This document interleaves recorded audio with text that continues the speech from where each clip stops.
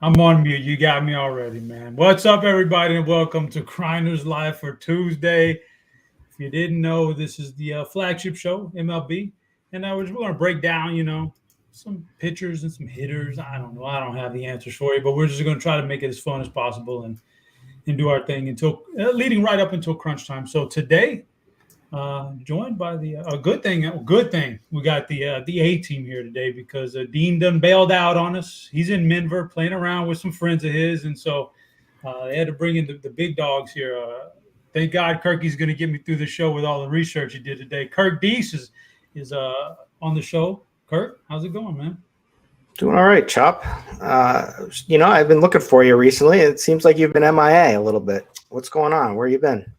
I actually just coming back from a nice long vacation. This is my first bit of duty coming back from left last Tuesday. So I'm back now. I've had quite a bit of time off to recharge the old battery. So you know what I find recharges? What's that? Tickling the ivories on a nice piano. Just Oh, there you go. Soothing. You could do that. That's one thing. I thought you were going to tickle something else there. For a no, minute, that's Dean is the one with the pickle tickler, right? Well, speaking of Dean, have you seen this photo? This is the photo where this was posted on social media.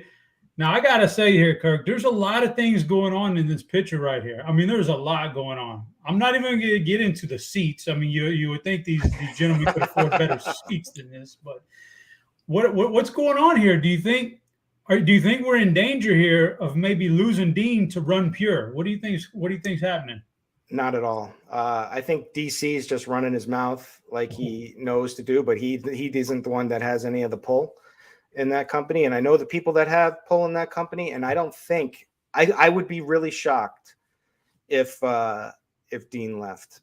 And I don't think they would tweet it like that either. So I think it was just more of a joking around kind of thing, or maybe they were saying, "Yeah, we'd love to have you," that kind of thing. But I don't think.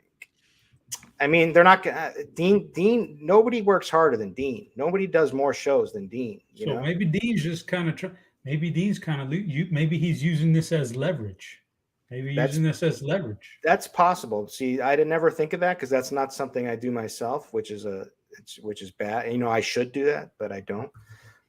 But I don't know. Dean is RotoGrinders, so maybe it's just three guys who really enjoy each other's company, hanging out in Denver at a ball game, getting wasted afterwards, and doing whatever they're going to do with the rest of their night. And there's nothing wrong with any of that stuff that happens. So I don't know, Kirk.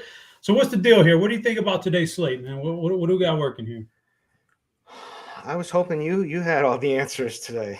I don't have all the answers.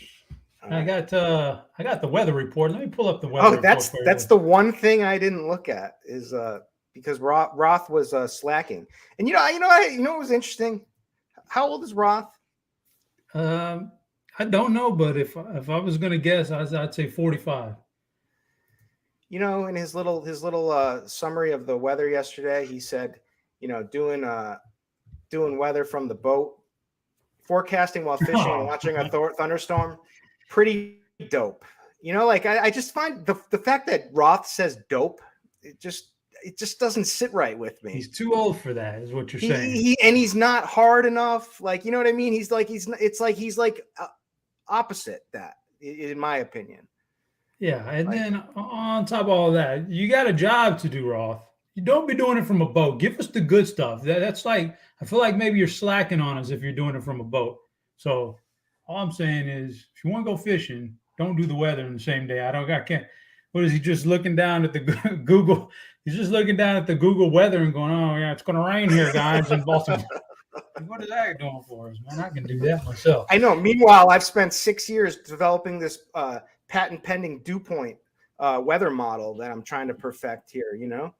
Yeah, exactly. Crazy. So speaking of fishing, that's exactly what I did on my vacation, Kurt. I don't know if you wanted to know that, but man. Yeah, you took the kids, the boys? Took them out, rented a boat and everything, man. You want to know what's going on in my world? Oh, you got a big grand piano behind you.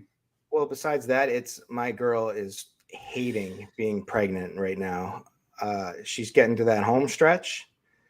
She wants it out, and she's like waking up and crying and like feeling horrible. It's tough. It's tough. She's also snoring a lot. Oh, which happens. is supposed to be that's supposed to be caused by being pregnant. Yeah. But it's tough. It is. So I got to put the AirPods in at night like fall asleep to some pods or something. There's a lot of things going on inside of a woman's body when they're that deep in pregnancy. You have to, you just got to deal with it. But you should. Now, how many months along is she?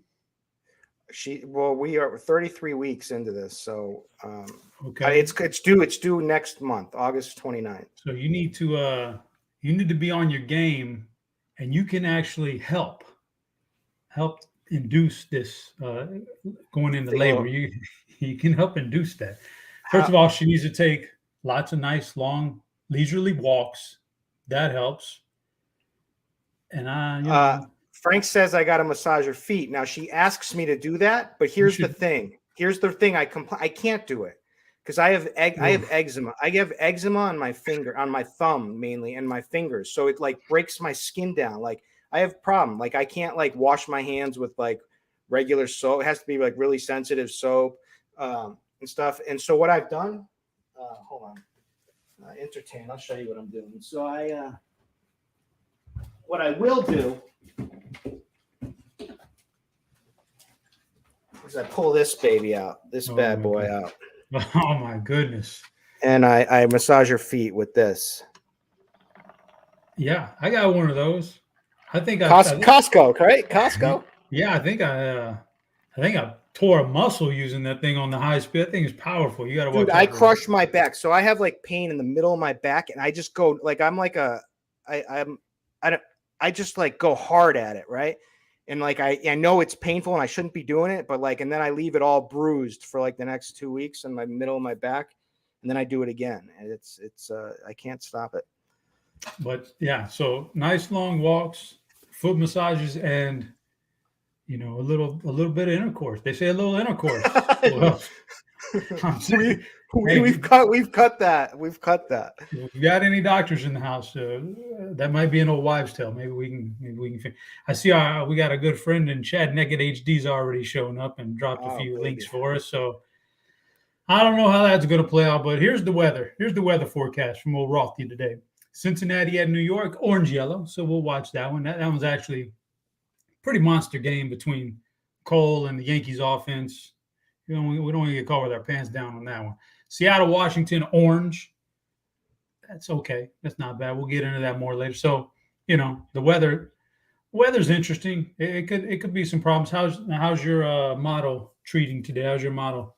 So I planned my whole day. So Roth, like when I looked, there was nothing up there all day today. So I like planned all my lineup stuff around this Yankee game. And now he hits me with this. There was no warning. Hold on. This is a key game for me for sure. Yeah, big one. I mean, the Yankees are like the nut stack tonight. They are a very good stack, and Cole is the best pitcher probably on the board, maybe raw points. So, oh man, interesting. Well, listen, I know why you look at your weather there. I wanted to ask you something else since you brought out the massager thing. Have you got it? Have you got any good Prime Day deals yet? Have you got any good Prime Day deals? I have not. I've stopped caring about Prime Day.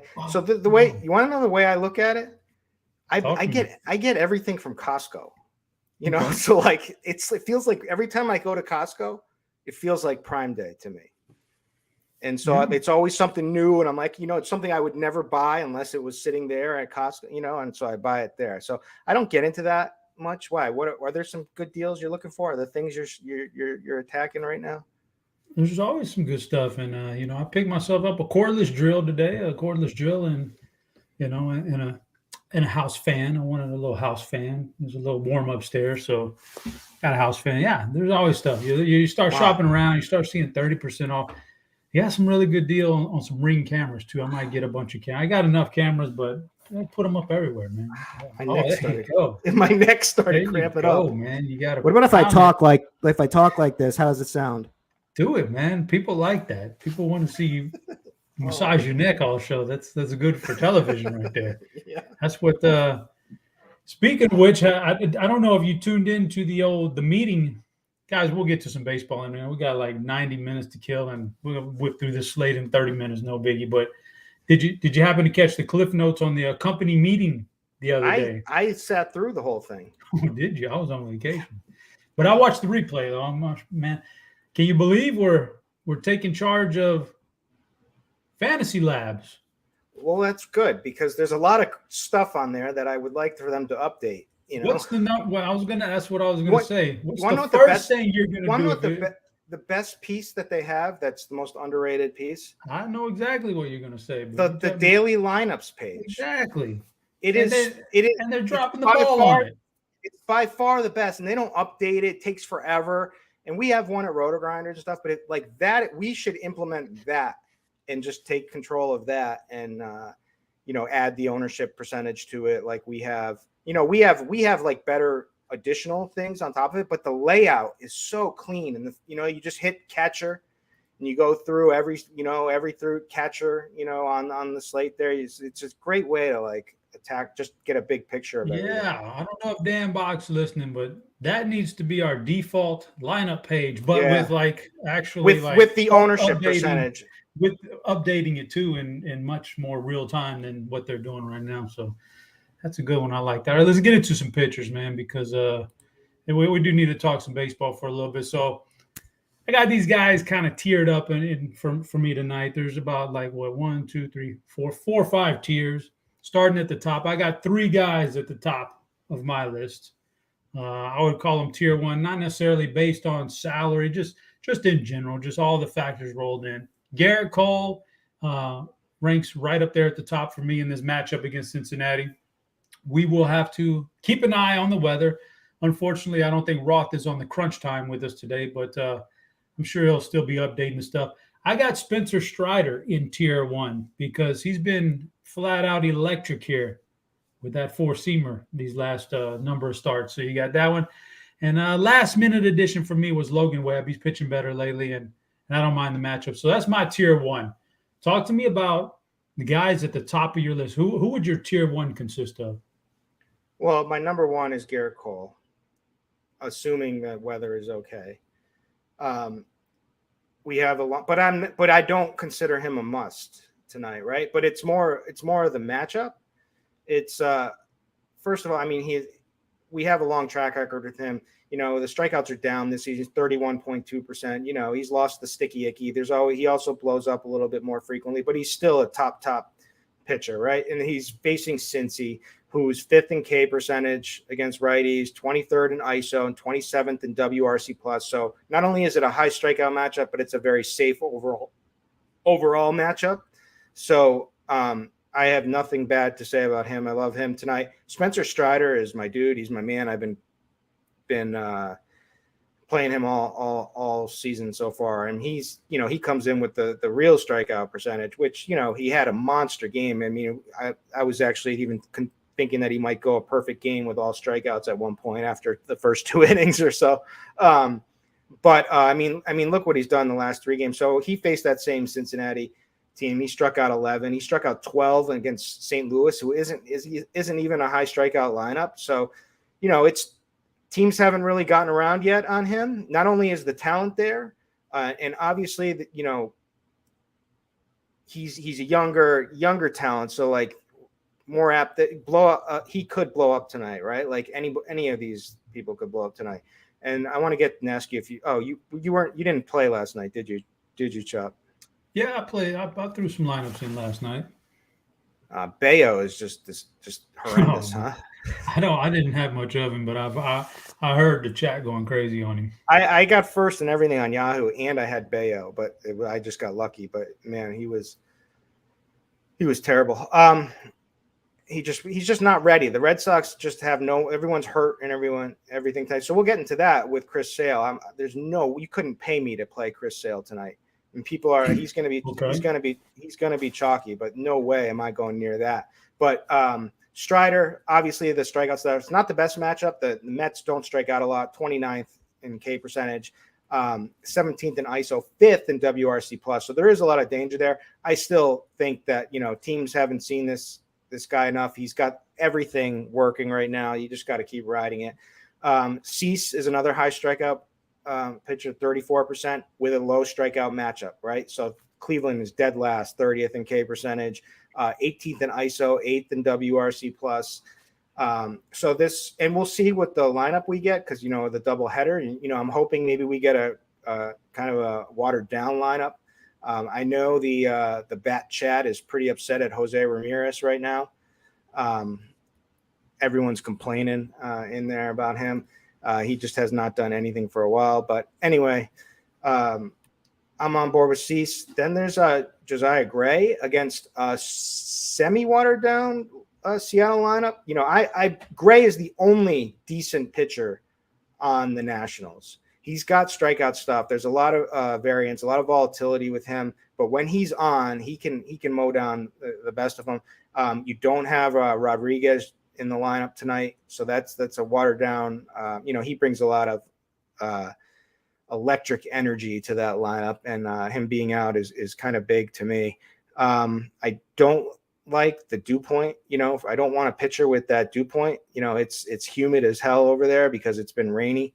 It's hot too, so it's a little down tick there. But then you got guys like, we can talk about Luis Garcia, we can talk about Kluber, Logan Webb. I'm with you. I've been on him no matter what. I believe he can strike people out. He's been down this season. There are, he's had a 10 strikeout game against Philly. He's had a 9 strikeout game against KC. He has all the tools, so I'm not scared about that. And also, it's a good matchup against the Diamondbacks. So, those are the guys. And I guess if we want to get little off the board, if we really want to like dumpster dive, which I don't, I wouldn't be opposed to playing some Chris Bubik, but he's terrible, and just know that. But he has like the repertoire, and he does have some electric stuff when he's actually working.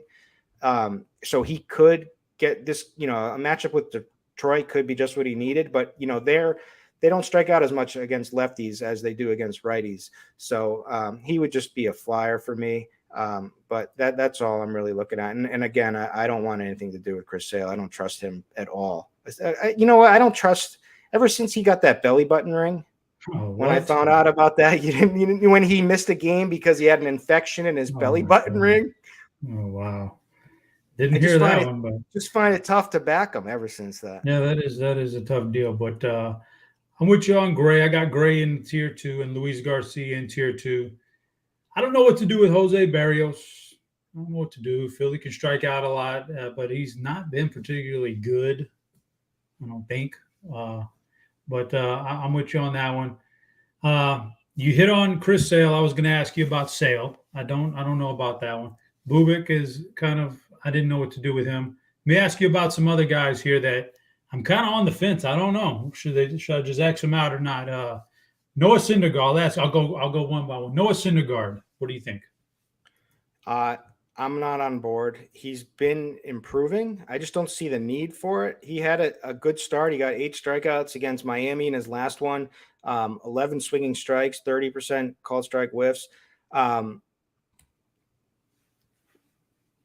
His over the good pitches that he haven't been there is kind of the thing with him. So I don't think the strikeout stuff is going to magically be bad. I think that was just kind of an anomaly.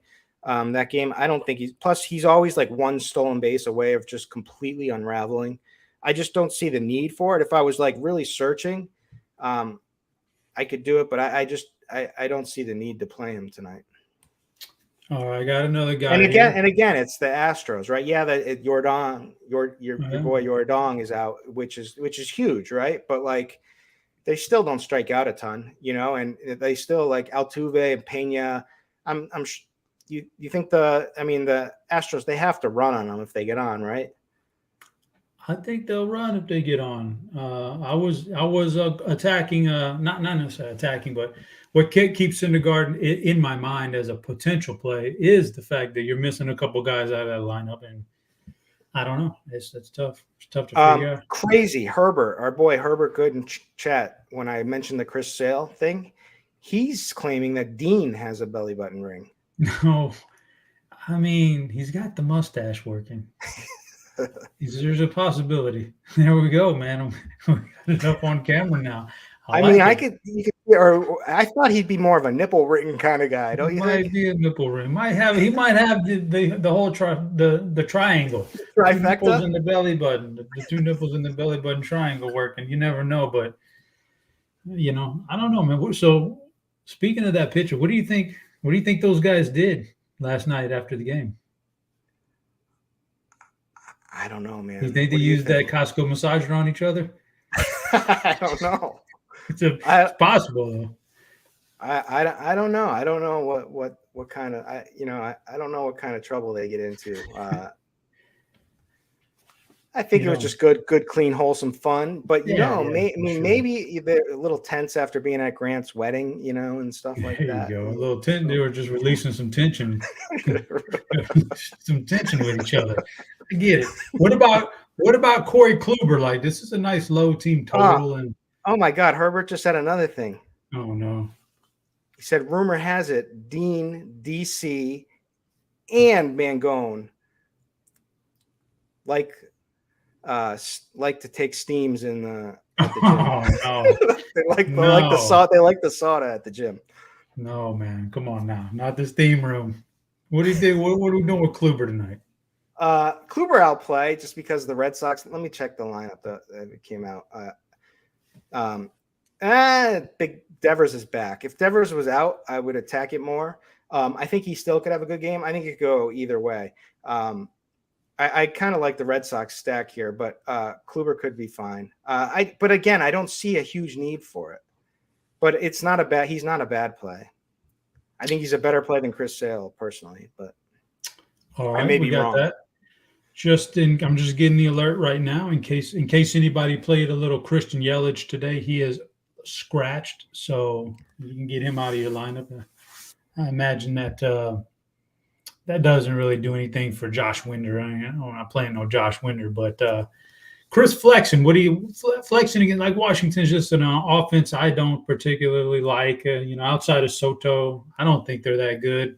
Flexen's not been that good this year, but he's got potential, right? So what are we doing Flexen tonight? I don't think he has much potential. You're looking at a 17% K percentage. You're not going to get many strikeouts, and so you're going to be playing in a good park for hitting in complete humidity with a low strikeout pitcher. Like, I'll pass there. Gray I like in general, but I'm not even really sold on him because I kind of think this game can blow up. But I like the Nats bats tonight. You like the Nats bats. Okay, I got a few more guys here, but talk to me about Peterson real quick. This is not the ideal matchup, and he's shown some upside in the past, but I don't know about tonight. What are you going to do with Peterson tonight? Peterson's this is the YOLO play, right? Like, he's a good pitcher. He's got a 25% K percentage. I've always beated the drum, banged the drum that Peterson. Everyone used to think Peterson was terrible in the beginning on the Mets, and I was like, this kid is pretty good. After I dug into him a few times, and so he's someone I'm always kind of teetering with, and it's a boom bust matchup, right? So you get the strikeouts because Atlanta strikes out a ton, especially against lefties. They're 6th in K percentage. Problem is they're 3rd in ISO and 5th in WRC plus, and have a bunch of lefty mashers, right? So this is like the do or die. I would lean with the Atlanta bats, but I would play some Peterson too in large field stuff tonight. And then one more, I want you to hit on these two guys because they're in the same game. I think if there was no weather, I think Jordan Lyles and Adrian Sampson are somebody you could look at. I mean, Lyles has a surprisingly good game log. I like to game log watch every once in a while, but But the weather, Roth is telling me this. I think that's right. I don't know if Roth is even working today, or if that's just some generic guy out there. But remember that guy David? We had that guy David or something. Yeah, we had the Roth fill in there for a while. So I don't even know. But somebody's saying that there's some hitting weather out there in Chicago or wherever they're playing. What do we do with these two guys? Because in a vacuum, they're not that bad. But if there's wind blowing out, I don't know if I want to play with it. What do you think? So he says winds out to right. My system is showing it's more from left to right, and it's not wind blowing out directly to right. So this is a big me versus Roth tonight in my model. So I'm not giving any boost to bats. I think it's just a normal game. The weather's nice. It's 80 degrees. It's got a nice dew point, nice humidity at around 55%. This game could blow up, but I don't think it's like it's blowing too far to the right, the wind. Maybe it'll help a little bit. And I also am only showing about like 7 miles per hour. I think he said 10. So this is a big my system versus Roth tonight. I'm interested to see this. Wow. I know, right? Full circle. Stuff. We don't even know if it's really Roth tonight. Nobody's even heard from Roth. So this might just be Yahoo weather. Like they just put it up on the site, but you never know. All right. So, and then there's a slew of guys down here that I just don't think that we're interested in.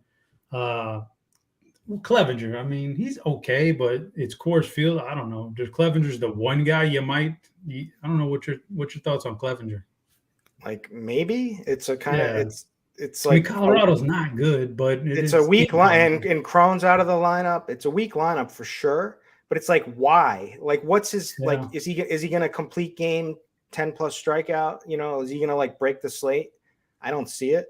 So I just we have too many. Like I've got a list that I've written down 11 pitchers that I'm cool with tonight, right? And so it's like, why do I even want to go there? If we had a different slate, a little bit less games, 7 or 8 games, we wanted to get tricky. Like that's when we pull out the Clevenger and Coors. That's when we do it. All right. So that's pretty much pitcher. Guys, if you have any questions, go ahead and drop them in that, I guess, either one of the chats. I'm more likely to look at the YouTube chat, but I will check the Discord and, we'll answer them because I'm sure we'll have time at the end of the show. I'm not going to nurse this thing like Dean does and drag it out and talk about every single guy here. But before we move on to our stacks here, a few stacks, I do want to point out the Spike Week. I got to plug Spike Week here, man, because that's what the email says. It says if you enjoy best ball and you want to get into it and all that other good stuff, Spike Week is where it at. They got the best ball draft kit working. The package includes all the things you can see on your screen there. It's the place to be, man. It's the place to be if you're a best ball guy. Eric Beinfor's putting in a lot of work on that thing. They've got this thing as maybe the premier best ball. Wow. I mean, I don't. I'm saying, it's hard to say who else can compete with them out there. This guy's put a lot of effort into Spike Week, but I also say that it's been. I don't know. Hold on. Let me pull this up real quick. June 14th. What is today? The 12th. So almost a full month, Kirk, and he still hasn't responded to my. So that's like, I mean, and you're up there plugging it right now. Like, how does that feel? I mean, listen, there's a couple ways that you could, like, it could be one of those situations where he just doesn't appreciate a guy he thinks can afford the subscription, trying to get one for free. I understand that. Like, who wants a freeloader? And he could be perceiving me as a freeloader. Ask me, okay, this is what I wrote to him a month ago with no response. Maybe I'm in the wrong. Tell me if I'm in the wrong. I said, congrats, because, he had just launched the Spike Week. Congrats. How do I get access to Spike Week? Looking to max enter this underdog thing. Maybe that's out of line, and that didn't deserve a response. No. Because we got a message in Slack that was saying that they were launching Spike Week, and Eric was going to help us all out. I didn't want to mention that, but that is the case. And to message him, and so you just played by the rules, and so maybe he missed it or something. So maybe try a second one. Oh, then you're looking desperate. Then you're really looking like a freeloader. I got to do the one message, but because I've seen him on Slack since then, plenty of times. in the channels that I've been in. So and when you message in Slack, you get it. You get like this big red thing pops up on your phone, on your desktop. Like when you got a private message and stuff. Maybe it might just be one of those things, where but maybe he got so many that you got lost in the shuffle. Maybe I got lost in the shuffle. Now, for one, I can you can throw me out because I did not message. Yeah. So there's one less potential. But I mean, I'm just the guy looking to max in or underdog in the summertime because what's great? I mean, you can do it anywhere. You could be on a boat fishing right now, and you could be doing best balls. You could be in a sauna at the gym, right? Like doing best balls. Like you can be doing it anywhere. Drafting at the beach, doing anything. Yeah, it could be with one hand. You could be using that massager on a buddy, and on the other hand, you're just drafting best balls, man. That's just the way it goes. But anyway, and I know Eric doesn't watch the show, so I don't have to worry about him hearing all this. But it'd be nice to get a little response, Eric. We've done a lot of shows together, man. You kind of hurt my feelings. Maybe you should. Maybe the people should tweet at him. No. Shop wants it. That's not a terrible idea, if we're being honest. And then it takes the pressure off of me, puts it back on him to respond. Like, I get it. So we need to get to some stacks. Let's talk about it. Well, Coors Field. Okay. What you got? You're right. What you snacking on? What you snacking on? I just ate a fruit snack. Like the little kids do. Oh, the little Welch's. Yeah, those are delicious. Those are good. But to me, that's like eating healthy.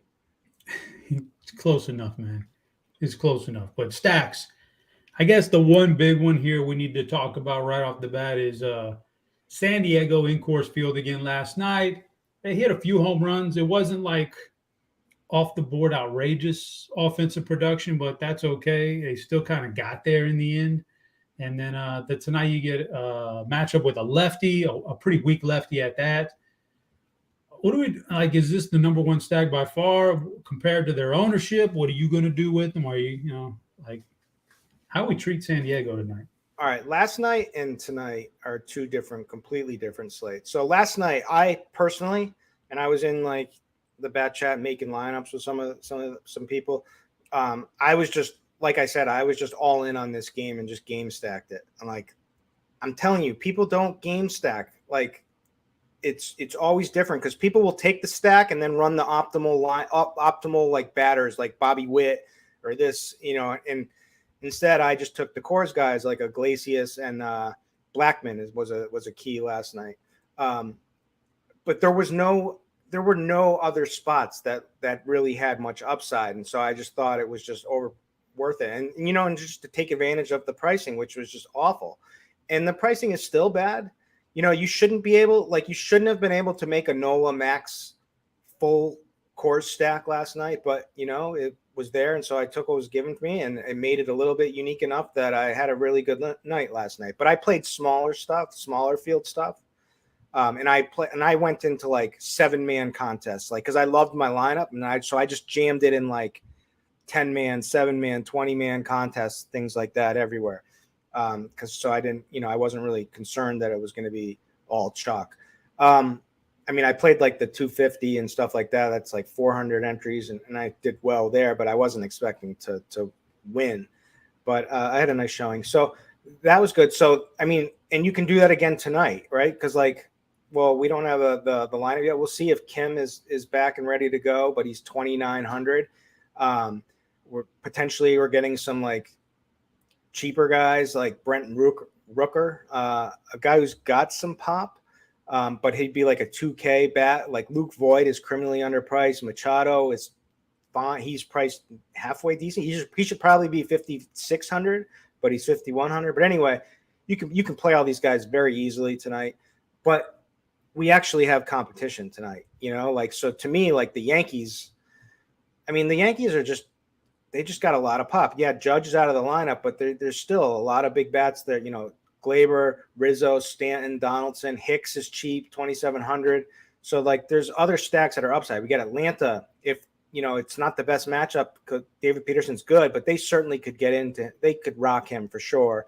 And there's a lot of home run upside. So there's we actually have competing upside. So I guess what all the stacks, I still think Padres are the number one. But it doesn't mean I would play them the most tonight, especially in large field stuff. I would probably take underweight approach, but play them. And then, Dodgers. How old are the Dodgers going to be tonight?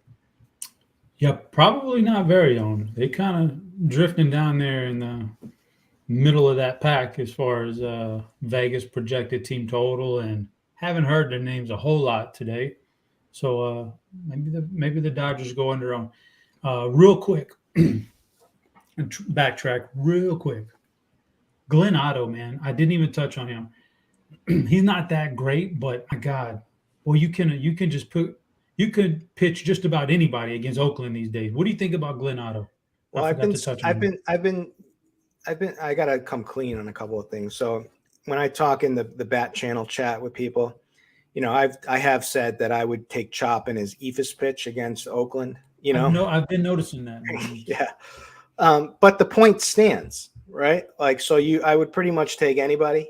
And I know you got a great Ephus, but Otto is he's not very good in my opinion, but he could be good enough against Oakland tonight in this spot. I know Eric Johnson is not going to be on board with him. He is going to be playing Oakland, waiting for that one day where he's going to win the slate. I don't know if it's going to happen, but rooting for him. But I actually like Bubik a little bit better, just because I know he could have more strikeout upside if his arsenal is working, but there's a lot of danger there too with him, and the danger just isn't really there for Otto, so it's more of a safer play. But I think they're fine. Mark Grabowski.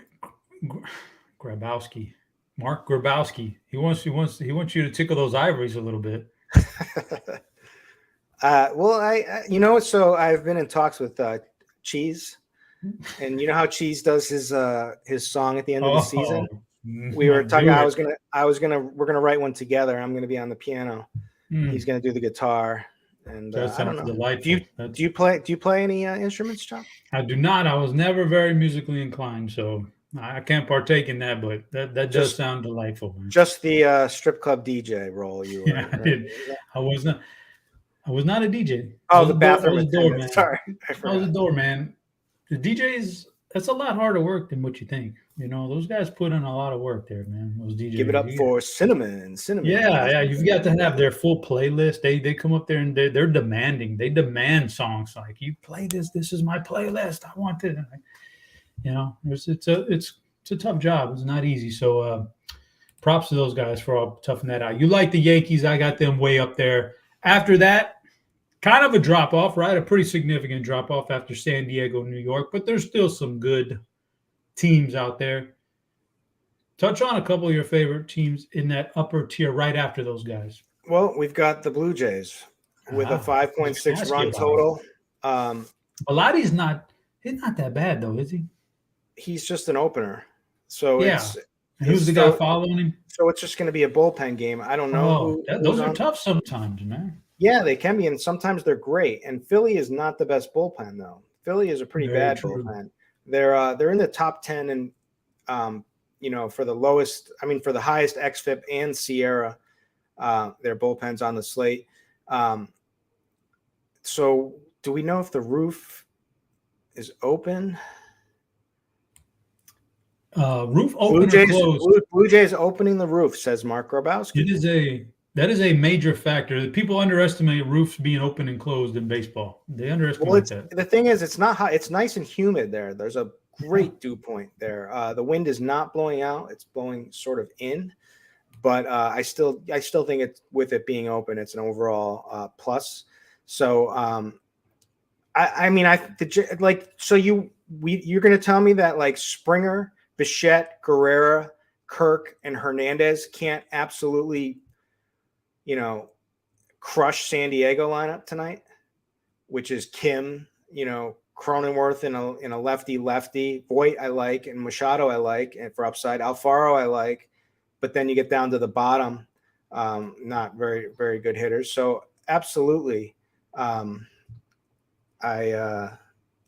I like the Blue Jays stack here. Yeah, you sold me on them. I like them a lot more now. All right, you got some other really good teams out there.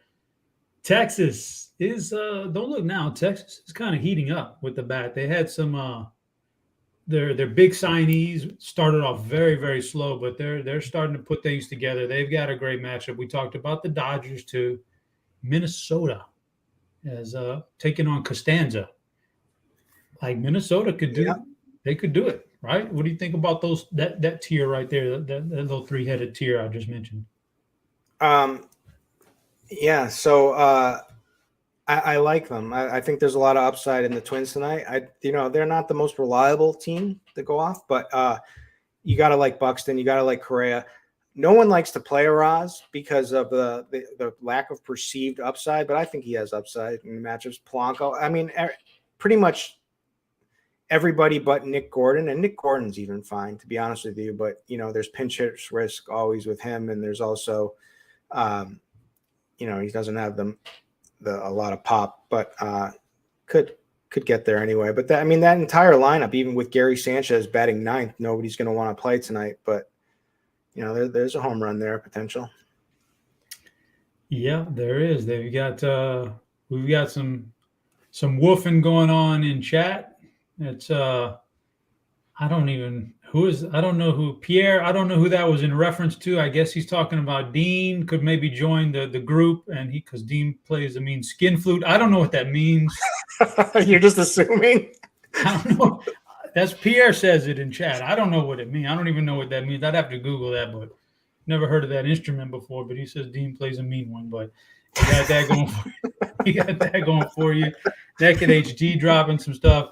TJ, yes, Kirk already talked about Sale. He wants no part of Chris Sale tonight. So and that's our Boston expert right there. We don't want to mess around with that. Sale hasn't been good for how long? Like for forever. What did he do? Like, yeah, he struck out like 7 guys in his rehab start, but he walked like 7 guys and he threw a temper tantrum and punched and stuff. This guy, I told you, I can't trust this guy ever since he missed a game because of a belly button ring infection. Yeah, man, can't play that. Yeah, he's struggled for a couple of years now. It felt like he mustered. He's going to project well because of his past. Yeah, I felt like he mustered all his effort and had a pretty reasonable game there in the playoffs in the American League Championship Series. That start he got, that second start, but that was it, man. It felt like that might have been the crescendo, right, to his career. I don't know. He's been good, but not that good. All right, let's move on. We got the Chicago game. You know who that just makes me. You know who's going to 100% homer tonight? Talk to me. Isaac Paredes. Wow, is he for real or is he just in a hot streak? He's huge. I think he's all girth.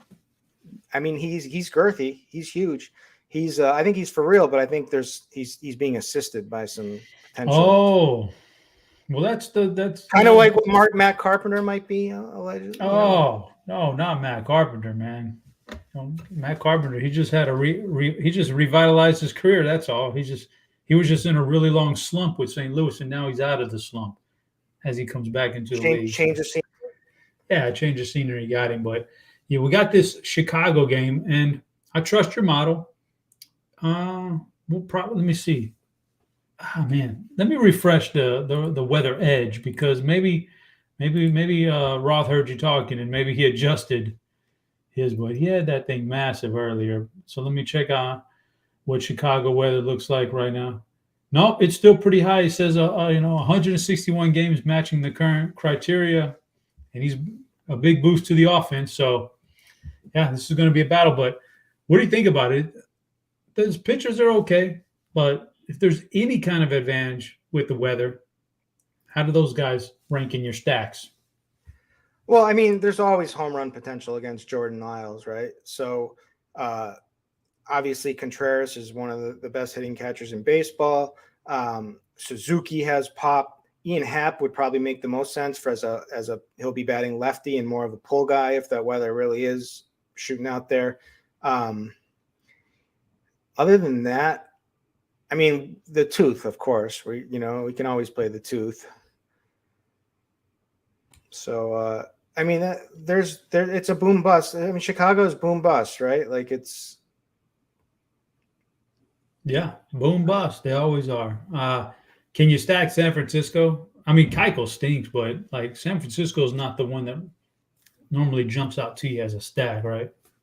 so it's like how much pinch hitting risk is there tonight? So like obviously Mercedes, they pinch hit the other if he's batting, and like they had him batting third the other night, and then they yanked him as soon as the lefty came out.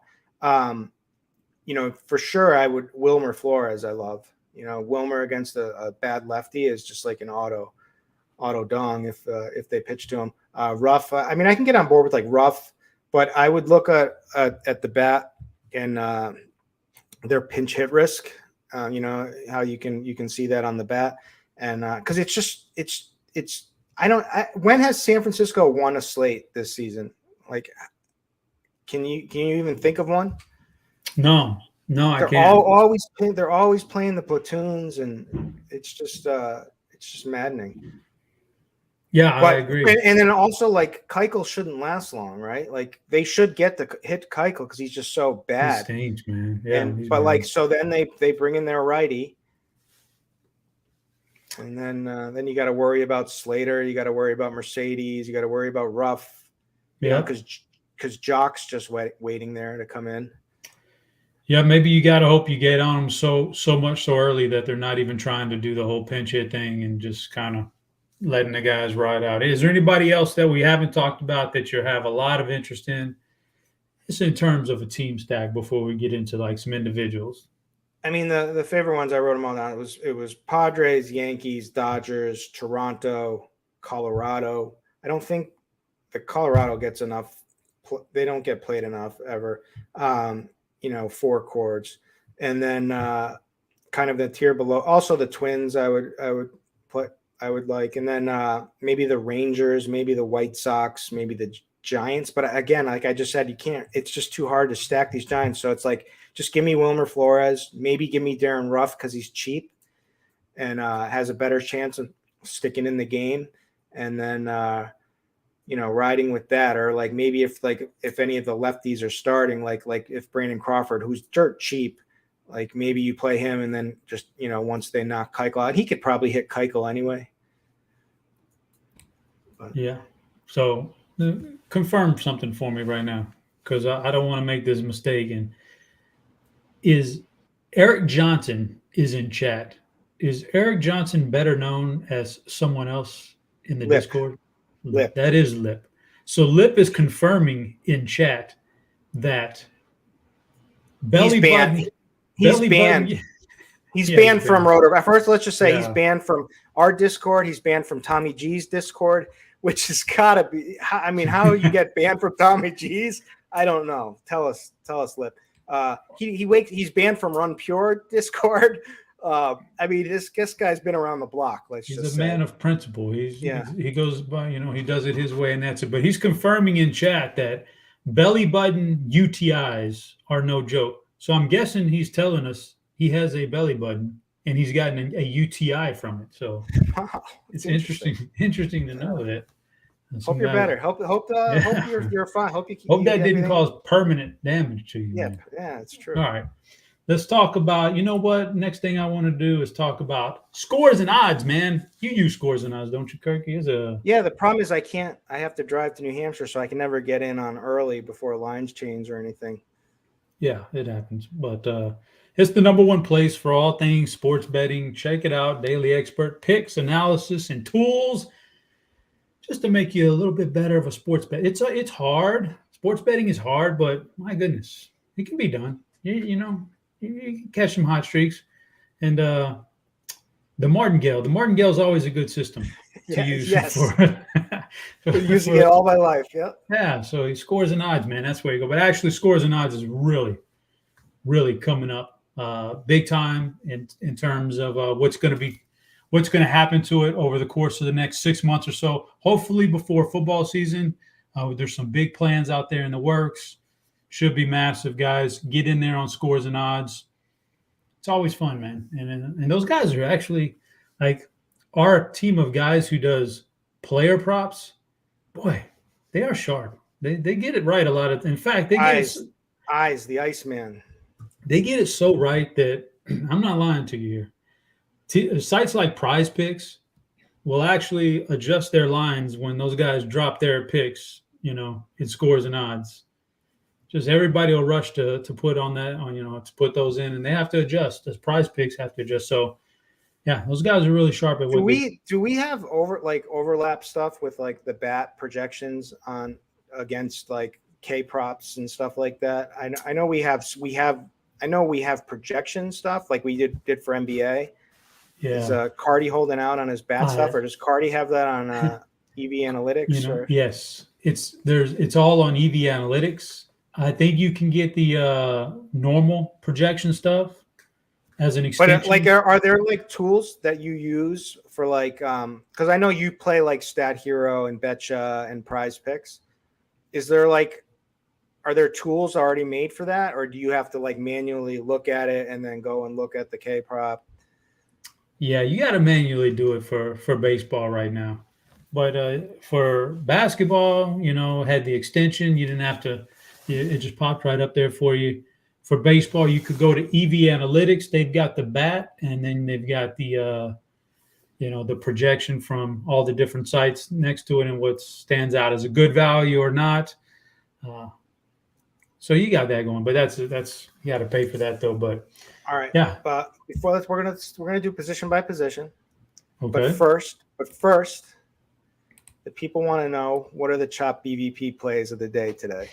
Well, we got to get to that as we go position by position because kind of just pops up here, and I've highlighted some guys, and that's the way we'll just work it position by position. I need my producer in my ear right now. I need him to tell me about how long do we have before these guys from Crunch Time tune in, because this is a hell of a long.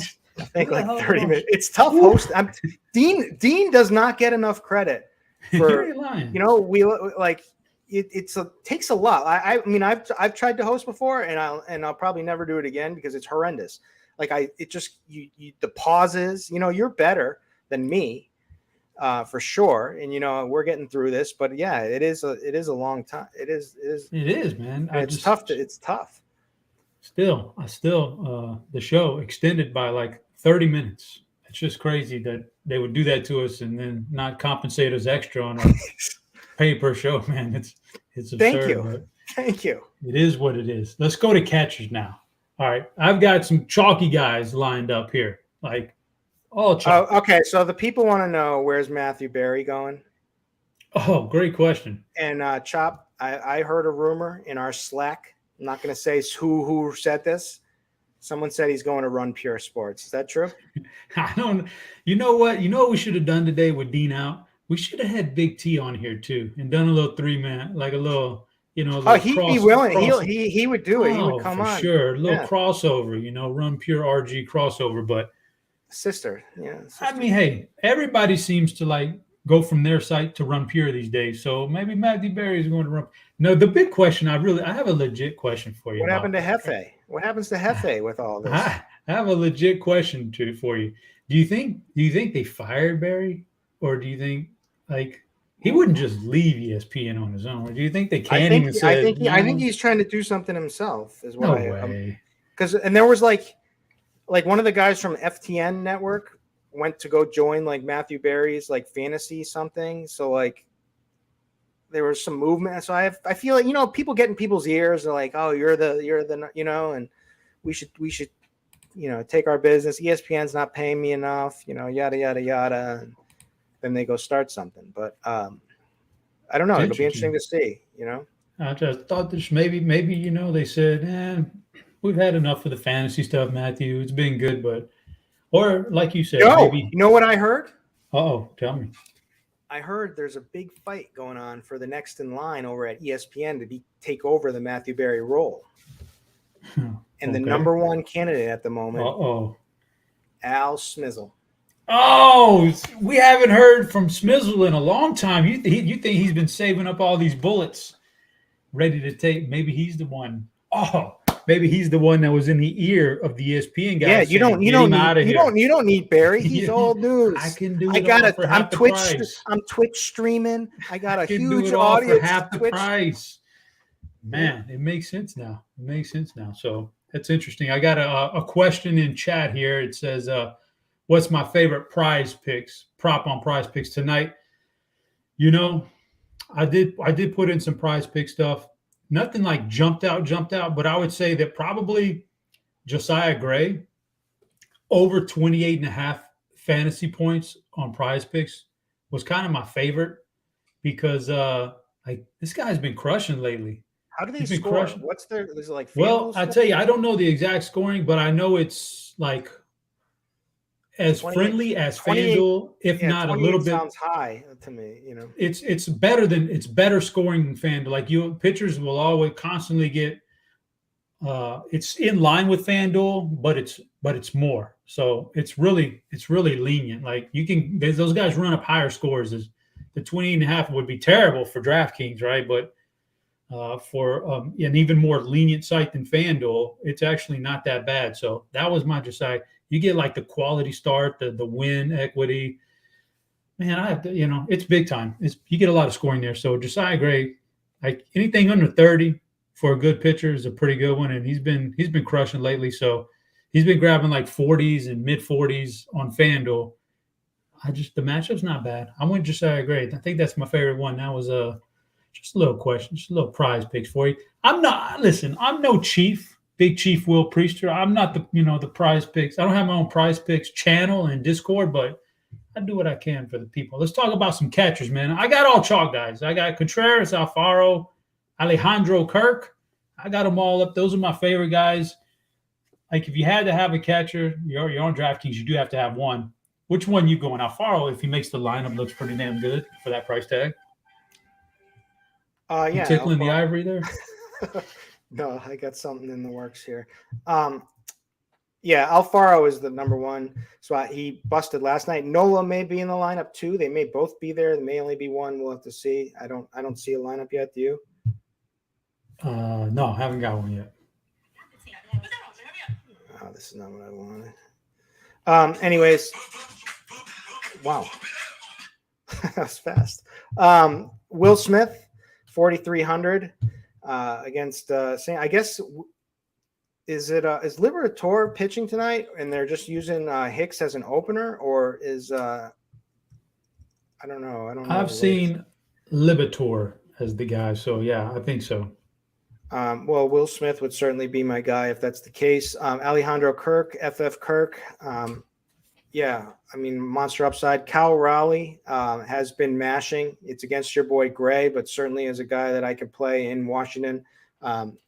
Humid. Then Adley Rushman is going up against Sampson. Sampson is okay. He's kind of hit or miss, but certainly a good spot for the Baltimore side. I prefer the Baltimore side in this game. Adley Rushman is starting to come around and starting to hit some homers. Obviously Contreras, Gary Sanchez he's low price. He's going to be batting 9th at home. So he's going to, could be that he misses out on an at bat. But his ownership's going to be extremely low for a guy who can potentially double dong in the game. So I could see that. Melendez is kind of like probably a chalky guy. He was chalk last night. Probably people will go back to him again here. He's leading off. Yeah, he's going to get more play tonight. Eric Haas against Bubik. Bubik has home run struggles. Haas is batting 5th, I'm showing. He's certainly a guy that could take him deep, but those are my favorite. Fair enough. We got while we're on catchers, a little question in chat here. It's just a little something. My man Mardon Yeezy wants to know if I think the Astros start Corey Lee or Maldonado. Yeah, it'll be Maldonado tonight. Corey Lee, I think he started on Sunday. I think it was Sunday, and then they had a day off. Maldonado will be back behind the plate tonight. So, but if it is Corey Lee, crank him up, man. He's a really good offensive catcher. He's got some big offensive upside, but pretty sure it'll be Maldonado when those lineups come out, if they haven't already come out. Let's move on over to first base, and I don't want to. I'm gonna put a little spoiler out there, but I do have not the big one, not a big one, but got a little BVP play at first base. But I want you to talk me through some of your first basemen. I mean, you can't tease me like that and not deliver. Tease it. Luke Voigt is the chalk. I mean, he was awful last night, and Hosmer was I played Hosmer over him because of the price difference. It was just too easy. Voigt had an awful game. Maybe that he's going to be massive chalk, but maybe he's a little less because people saw him last night, but I doubt it. Anyway, he's got monster home run upside at Chords with the platoon. You can play Wilmer on first on DK. Darren Ruff, you can play. And let me check out pinch hit risk here. Okay, Ruff has a little bit of pinch hit risk as we know, but I think Belt is kind of hurt. Is that true?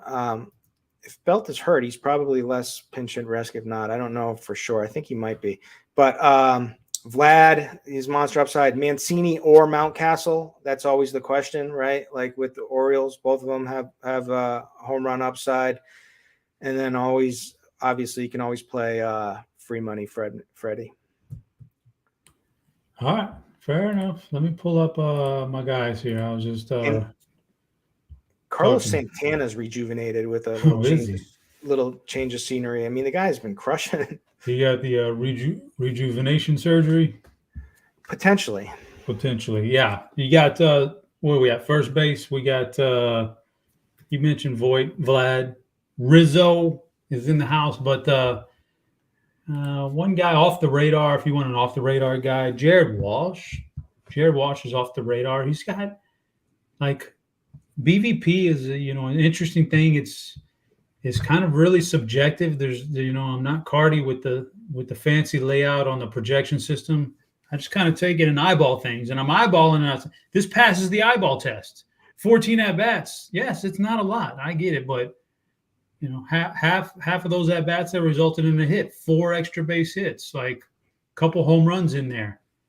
But wait, how many strikeouts? 3 out of 14. That's not great. I don't love that number, but I like. See, Luis is obviously just a different kind of pitcher. He's got the funky windup, so it puts a lot of guys to sleep. Yeah. So if Walsh has shown like, okay, I can handle the windup and I can do something with it. Well, hey, let's why not? I got a good price on him, and he won't be owned because people don't really want to attack Luis on this kind of a slate because there's a lot of good first basemen out there. So that's one guy I'm interested in. Let's go on to second base. Wilmer Flores getting the split platoon. I know some guys don't believe in the split platoon, but Wilmer Flores always crushed. Lefties Gleyber Torres. Simeon, part of that Texas duo that is starting to really heat up between him and Seager. We'll talk about Seager later, but Simeon's starting to heat up. And we just got the San Diego lineup. Like, if you absolutely have to, like, save money and you want to just go with a min salary guy, they do have a second baseman, Ruiz, down there hitting 8th tonight for 2K on DraftKings. So I'll just throw that one out there. Who's some of your favorite second basemen? I just want to address a question Shayna Savage has for us. I assume she wanted to know if Sale's fully stretched out. Any pitch count concerns? So he threw 77 in his rehab start and in his last one. And I guess there's people are saying that he's supposed to be around 85 pitches. And then I think Cardi has him projected for 87. I think they'll probably be on the lower side with him. What's the point? But I also think he's going to get rocked personally. So, it'll be interesting to watch. But I just want to get that. So second base, Jake Cronenworth, too cheap. I don't care if it's lefty. Polanco, Gleyber Torres is 4,400. Definitely like Gleyber if that game plays against Cincy. I love the Yankees tonight in general. I love all of them. Other than that, I mean, there's Altuve. Who else did you said Simeon? Simeon. Is that what you said? What did you say? Yeah. Yep. He's hot. Got hot semen in the house, man. He's getting up there. He's starting to heat up a little bit. Yeah. Second base isn't that great tonight. If you want to totally dumpster dive, there's a 2,400 guy on the Stefanik on the Angels. He has no pop. Just know that. You're looking for just base hits and runs. Maybe he'll steal a bag or something, but I would not be looking for a home run there. So the Astros lineup just came out while we were speaking, and it's interesting. You get they moving Pena down a little bit, which moves up Diaz to the number 2 spot. So that's not a terrible. Kyle Tucker batting third. Now that's interesting against Syndergaard because he has shown. I don't have the numbers in front of me, but I know from the eyeball test this guy will run whenever he gets a chance. Jack in a bag right there. That's the jack in the bag. He will run whenever he gets a chance, and you'll never get a better chance than if you get on first base against Syndergaard. So, Tucker can rack up some points tonight if he can just get on first base. I got big news for anybody that lives around me in East Boston. Gronk. So right outside where I live, there's a boat. It's called Tall Ship, and it's on the water. It's a big sailboat, and it's like a bar. And really nice weather on the water. And then there's it's like a trendy, like adult playground, with like cornhole and like things like that, and everyone's drinking. Rob Gronkowski is there right now. Buddy just texted me. Might go down there, Crazy. You have to do a show and Gronk is down there partying in your neighborhood. Unbelievable. This is nuts, man. And it's like I should have an extra 30 minutes to go out there, right? No, like if this was normal stuff, we'd already be in the show right now, and there'd be a little gap, and people could get up and go get a soda and then come back for crunch time. But we got to go all the way up till crunch time. So Roth just put out a tweet about the weather here. He says just one nasty storm in New York. A delay is possible. Washington has more activity and is looking like a late start. So Washington doesn't look great. He said to be safe with starting pitcher in New York, we either need a late start or this storm needs to miss them. So, he really didn't tell us anything except for more just dancing around. He's just dancing around the question because he doesn't want to get accused of, sandbagging it. But I get it. There's a lot of heat on Roth, but we'll have to see how we play it, man. Doesn't sound great, but I don't know. We're on third base, though. Talk to me through. This is a loaded position tonight. I'm seeing a lot of guys I have highlighted. What do you think about third base? You know what? You think I could get him up here? You want to get Gronk up to the show? Yeah. GrindersLive, man. Yeah. Open that window up. Hey, maybe Gronk's a big piano guy. Maybe he wants to come in and play. Maybe he plays DFS. Oh, he gambles a little. It's Gronk. All right. So what was the question? What are we on third base? Third base. Well, on DK of Kim, we don't have the Padres lineup yet. We do have no, we don't. Do? No, we do. We do. Oh, we do. Yeah, he's leading off. So he's going to be massive chalk at shortstop. You can also play him at third. Machado obviously is going to be chalk. He has the platoon this time, and this guy is a lefty masher. Raked last night. I'm a little worried about them kind of trying to pitch around him a little bit, but anyways, he's up there. What do we have for Cleveland lineup? Yeah, Jose Ramirez, you can always play him for sure. I mean, these are like the top plays. So if you're trying to beat Machado, like a guy like Jose Ramirez is one of the guys to do it with. Donaldson, Eugenio Suarez. And Suarez is batting cleanup tonight, only 4,100. That's a nice price against Gray. There's a lot of strikeout risk, but there's also the power upside that he brings to the table. Justin Turner against the lefty Liberatore, 3,900. I mean, that looks like a good play. Nobody's probably going to be playing Devers tonight. So bet in my eyes, one of the at least top 5 best hitters in baseball. So you can always play him. You got the tooth. Austin Riley, kind of tough price there to pay, but he's got upside with the platoon too. The Braves are boom or bust. Yeah, Machado. I'm on the same page with some Machado and Kim. Patty the Tooth. I like Justin Turner a little bit here. I like Justin Turner a little bit. He's been swinging the bat well lately. Josh Donaldson as part of that Yankees stack. I don't mind that. Austin Riley. Wait a minute. Let me pull up some Austin Riley BVP. Is this a BVP play or not? I need to double check. Nah, not really. I can't 10 at bats. I really can't. I can't do 10 at bats. That's not enough.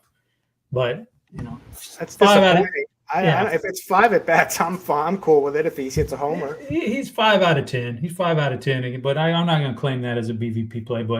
And then sneaky Yandy Diaz. You said you've been talking down Sale this whole time, and Diaz is a guy that interests me. You know what? Let me pull up Diaz. Oh, 6 out of 12. Only 2 Ks against Sale, and that was probably Sale in his prime. He's a big contact guy too. Yeah, he's huge. He should hit more homers than he does, but yeah, I like that play. But I told you, Paredes is definitely taking him yard. Yeah. Rosarina. I mean, I like the Rays stack. This is becoming a stack. This is organically becoming a stack we really like tonight. And we didn't even think about it before the show. We didn't even coordinate on that. But Harold Ramirez is cheap. Yeah, we got it. There's a lot of That's a nice secondary stack too. They are. All right. Shortstops. We got I've talked about Texas, man. Seager's hot, right? Let me pull up his numbers right here. He's been smashing pretty well lately. Oh yeah. He's got a lot of green. I'm seeing a lot of green for him. He's 1, 2, 3, 4, 5 out of the last 6 games. He's hit a home run. Huh, he's on fire. You got to play some Seager. I don't care the price tag. When a guy's on fire, it'll last maybe a month if you're lucky. Then he'll go back down into being below average or average. So got to play him while he's hot. Kim has eligibility at shortstop over here on DraftKings. Bobby Witt, the guy who made you all that money on those candy cards. Bobby Witt, man, you gotta play some Bobby Witt. And Javier Baez against a lefty. Not a terrible. But you know what?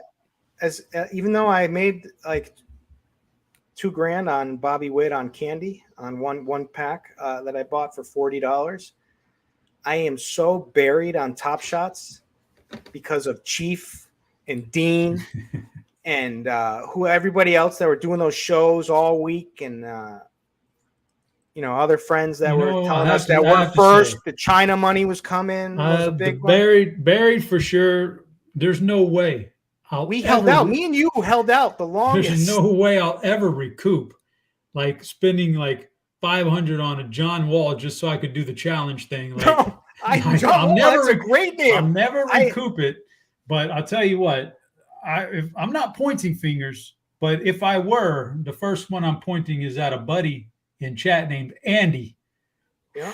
Boy, who said the China money was coming? The China money has not arrived. It's been 3 years now. It's just crazy, man. I don't know, but Bobby Witt, I think you could play him in maybe Bobby Witt can get our money back in DFS tonight, but certainly not in Top Shots. But what do you got at shortstop? Same. I mean, Bobby Witt, I love. I like Corey Seager. I like Javier Baez in this spot against Bubik. I like.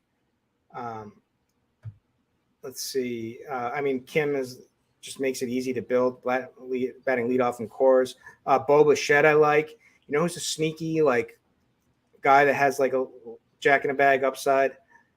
Is Dylan Moore, who's batting 8th for Seattle, 2,900. Like that's a pivot off of Kim. If you want to get sneaky, it may not work, but could. But JP Crawford leading off. Let's see who else. I don't know. I think that's pretty good. That's pretty good, he says. All right, let's move on to the outfield. Got a few minutes before the crunch time guys pop in here, but outfielders always a loaded position, and there's a lot of interesting names tonight. Talk to me about some of your favorite outfielders. I was just trying to remember who I bought. Who were like those Golden State rookie or. Who did I buy and spend like $500 and it was on for that Anthony Edwards challenge? Chop. It wasn't Wiseman, was it? No, I mean he was a good name. I had him. I got him in a pack actually, which it was like someone really bad. Yeah, I don't. There's so many bad purchases. Something with an M. It's coming to me. All right, forget it. Never mind. There were so many bad purchases, I cannot remember all of them. Let's see if here. I just pulled up my moments here. Keep the chat in. All right, I'm gonna talk with you some of my outfielders. Some of your good top shots moments there. But top of the list, Buxton and Soto were up there at the top. You know, they're the high dollar guys I could spend on. I think Luis Robert is interesting. I think he's a really good player. Fair matchup, but he's just a really good player. Sneaky Cedric Mullins tonight. If Baltimore can get loose in that weather, Cedric Mullins could do some damage. Max Kepler, part of that Minnesota stack. Don't mind a little Max Kepler batting cleanup tonight. And for me, a guy I really like, let me see what some ownership, updated ownership. Oh, really low. That ownership can't be right. I'm going to pull up his BVP too, but it's. I spent like $600 on a Rui Hachimura. There you go. Yeah. Rui, yeah. There was let me just see what that thing's going for right now. Hold on. Let's just see.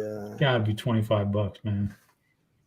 I can't even figure out this stupid thing. It's probably like $10 right now. Yeah, last but not least, for a little salary relief and low ownership, Adam Duvall kind of jumps out to me against the lefty. So talk to me about some of your outfielders. Yeah. Hold on. I'm just trying to look at the Padres lineup here. Did we get Rooker? Nope. Okay. So Mazzara, interesting. Lefty. He's dirt cheap. I'll play him. But Stanton, I love Buxton. Buxton is like my favorite play tonight for a home run. I like Juan Soto. I like Mookie Betts. I mean, these are all the top names. I like Charlie Blackmon. I like Ian Happ. I like Acuna. And then against Cincy, I would play a number 9, Joey Gallo. He's horrific. But, man, his job is on the line here. And this guy needs to hit a home run and hit one soon. And batting number 9, no one's really going to play him. Did Eloy Jimenez make the lineup? Eloy did 3,700. Sign me up for Eloy Jimenez. I'll play him as a one-off tonight probably with the platoon against Pilkington. But yeah, those are some of the guys. What are you laughing at? Mulder? Was it Mulder? Yeah, Mulder, definitely. I played. I think I got him for like 400 or something. Golly. I mean, it's almost funny to think about the amount of money being spent on that stuff. In hindsight, it's actually not that much. Remember when it was cranking, like with everything was just going like it was. We just all just bought in there. Oh yeah, this is good. You and I held out the longest, and then once you went in, I was like, damn, Chop went in. You started doing a challenge. For I had a great stupid challenges, man. And then then I still held out, and then the Anthony Edwards challenge came out, and I was like, that's the dunk of the year. This one, and it's all rookies like LaMelo. I'm like, these ones are going to hold. And then somebody told us they were going to hold their value. You know who that guy is. Yeah. And man, that was just horrible. Yeah. If thousands and thousands. If I could have just done the whole Kevin Porter Jr. thing, which was my strategy, get in, get out with Kevin, would have been great. But then they started throwing the stupid challenges around and literally spending like $500 on DeMarcus Cousins. Like, what was I thinking, man? It's never. Anyway, it's all just a big. Devin was talking about quitting his job and just being a Top Shot buyer trader, Top Shot trader. There was a lot of guys out there talking about, yeah, man, I could just work from home doing Top Shots. There was a lot of guys that jump on that line. and then you know who else? Overzet screwed us. Like he became the Top Shot guy. Like he made a bundle off of it. With his content and everything. Got his $30K for his Tyler Hero and left us holding us holding the bag. We're holding they all rubbed us. It's all just a big pyramid. Bales. Oh, these guys that you're supposed to trust. Crazy. Just And crazy. then, unfortunately, Chief and Dean fell for it, and I didn't know that. And then I listened to Chief and Dean, and I'm like, all right, these are my boys here. I gotta get in. Absurd, just absurd. Let's throw out some home runs tonight while we wait on these crunch time guys to wake up here. You got any home run? Give me some different home runs in some different price ranges. Give me a high priced home run. Buxton. Give me a kind of a mid range guy. Ian Happ. You got any low dollar guys you want to throw out there for home runs? God. Well, 3,700 Ryan Mountcastle.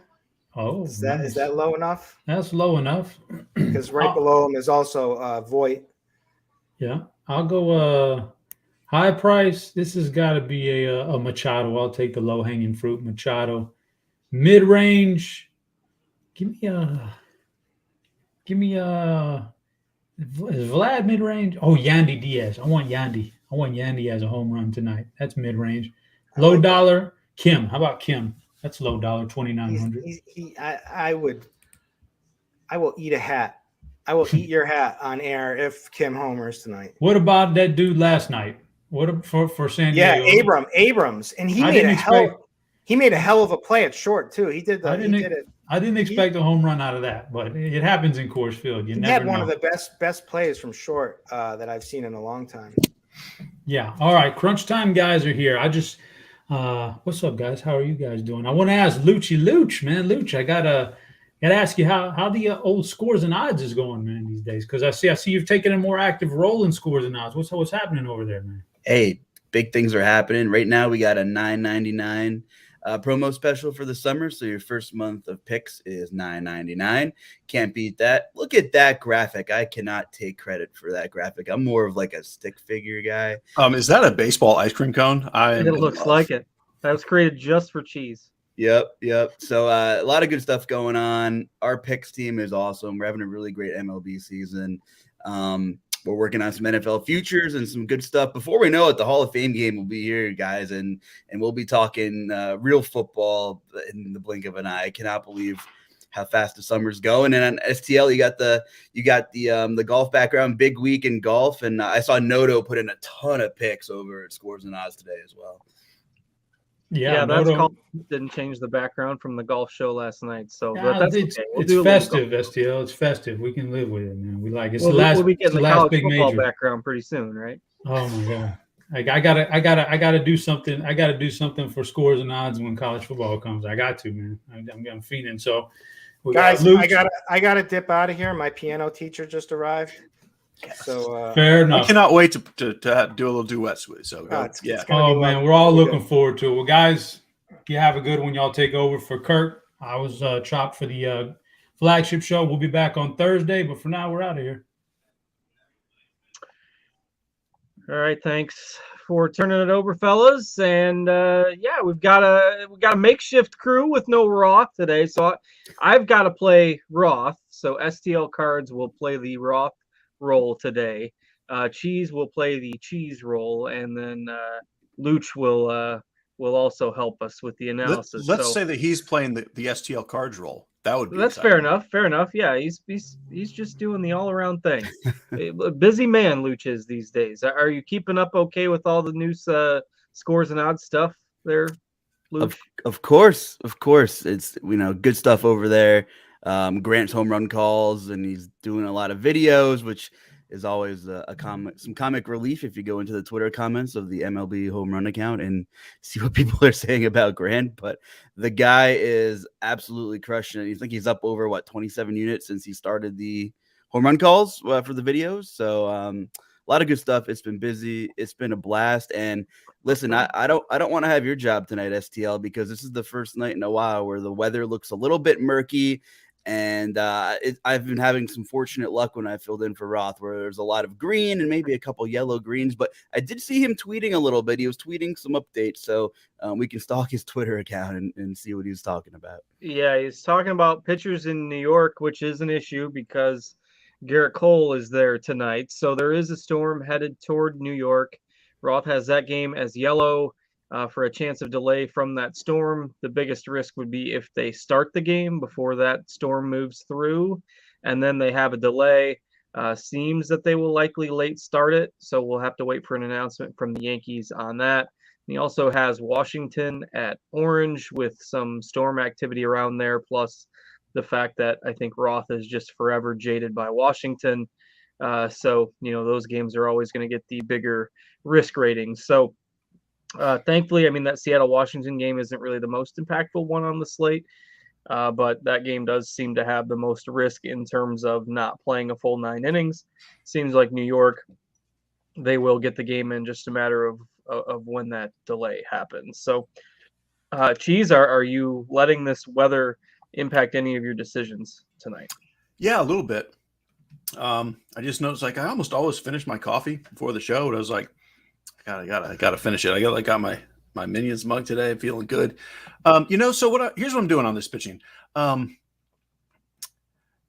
I started this morning, I was thinking I'm gonna have like basically double the Cole to Strider and Cease on DraftKings, and probably pretty much even Cole and Strider on FanDuel. If they don't late start this game, there's enough delay chance for me that I don't really like Cole that much better than Strider and Cease anyway. And on FanDuel especially, like that $1,500 is really useful. So yeah, I have downgraded Cole in my lineups. He is now, ownership wise for me personally, he's my SP3. Because I'm just perfectly happy with Strider Cease on DK. And I was using more Strider salary wise on FanDuel anyway. So I have downgraded Cole.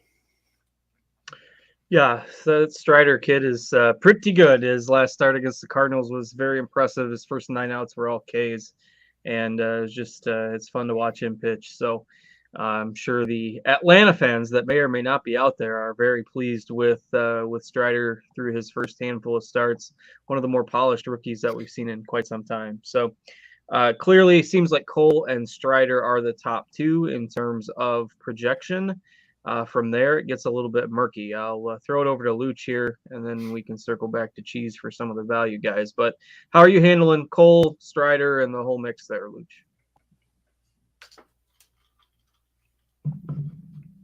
I think you're muted.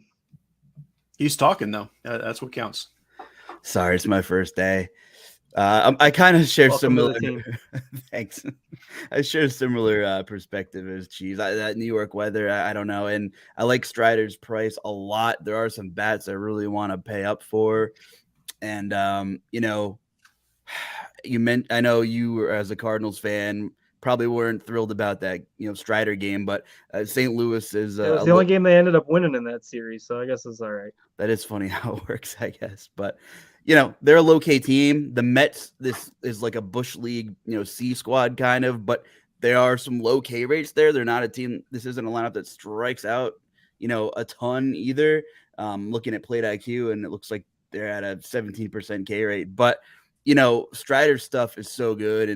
And to this point, he hasn't needed that third pitch. Everyone keeps talking about, well, he's got to develop a changeup or something eventually, and that will probably be true. But for now, I mean, the bottom half of this Mets lineup, it's nothing to be scared about at all. So considering the weather and everything surrounding Garrett Cole, Strider is kind of my de facto ace on FanDuel. I don't think it's close. All right, don't hate that, especially if you're concerned about the weather. We do have a lot of other good pitchers tonight. I mean, Luis Garcia, you've got Dylan Cease if you're playing on DraftKings. Logan Webb is pitching tonight. Berrios is starting for Toronto. Assuming the weather holds out in Washington, Josiah Gray has looked a little better lately. And we've actually got some ownership projecting on Chris Sale. I'm not sure how accurate that is. I don't know. That's the one that surprises me the most. But anybody else you're interested in if you're going a little cheaper or looking to go a little contrarian there? Yeah, I mean, I like Garcia. And, I'm playing one lineup tonight, which is unfortunate because I would probably be overweight on him as well. I mean, I'll pitch anybody with a pulse against the Angels and just hope it works out. I mean, we saw a couple of his teammates look like the second coming of Nolan Ryan when Javier had like 14 Ks about 10 days ago. There is some power in that Angels lineup, obviously, but, terrible K rates throughout the whole thing. And, Garcia has about a 25% K rate this year. So he's nothing to sneeze at. I think Garcia is probably like the pivot off Strider, if you're excluding Cole tonight. Yeah, I think that he's a fine play. All these other guys are going to be lower owned than the top two, depending on what happens with Cole's ownership. But Cheese, your thoughts on the other guys, and what are you doing with Chris Sale? So I do think Sale is playable on DraftKings. I do not think he's playable on FanDuel at all.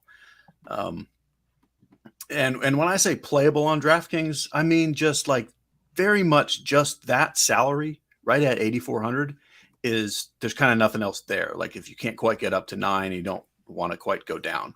As far as that big sort of upper mid tier, I do like Garcia, but I didn't end up with any because I just can't get myself to play him ahead of Cole or Strider or Cease on DK. So I like him. I think he'll be good, but I didn't play him.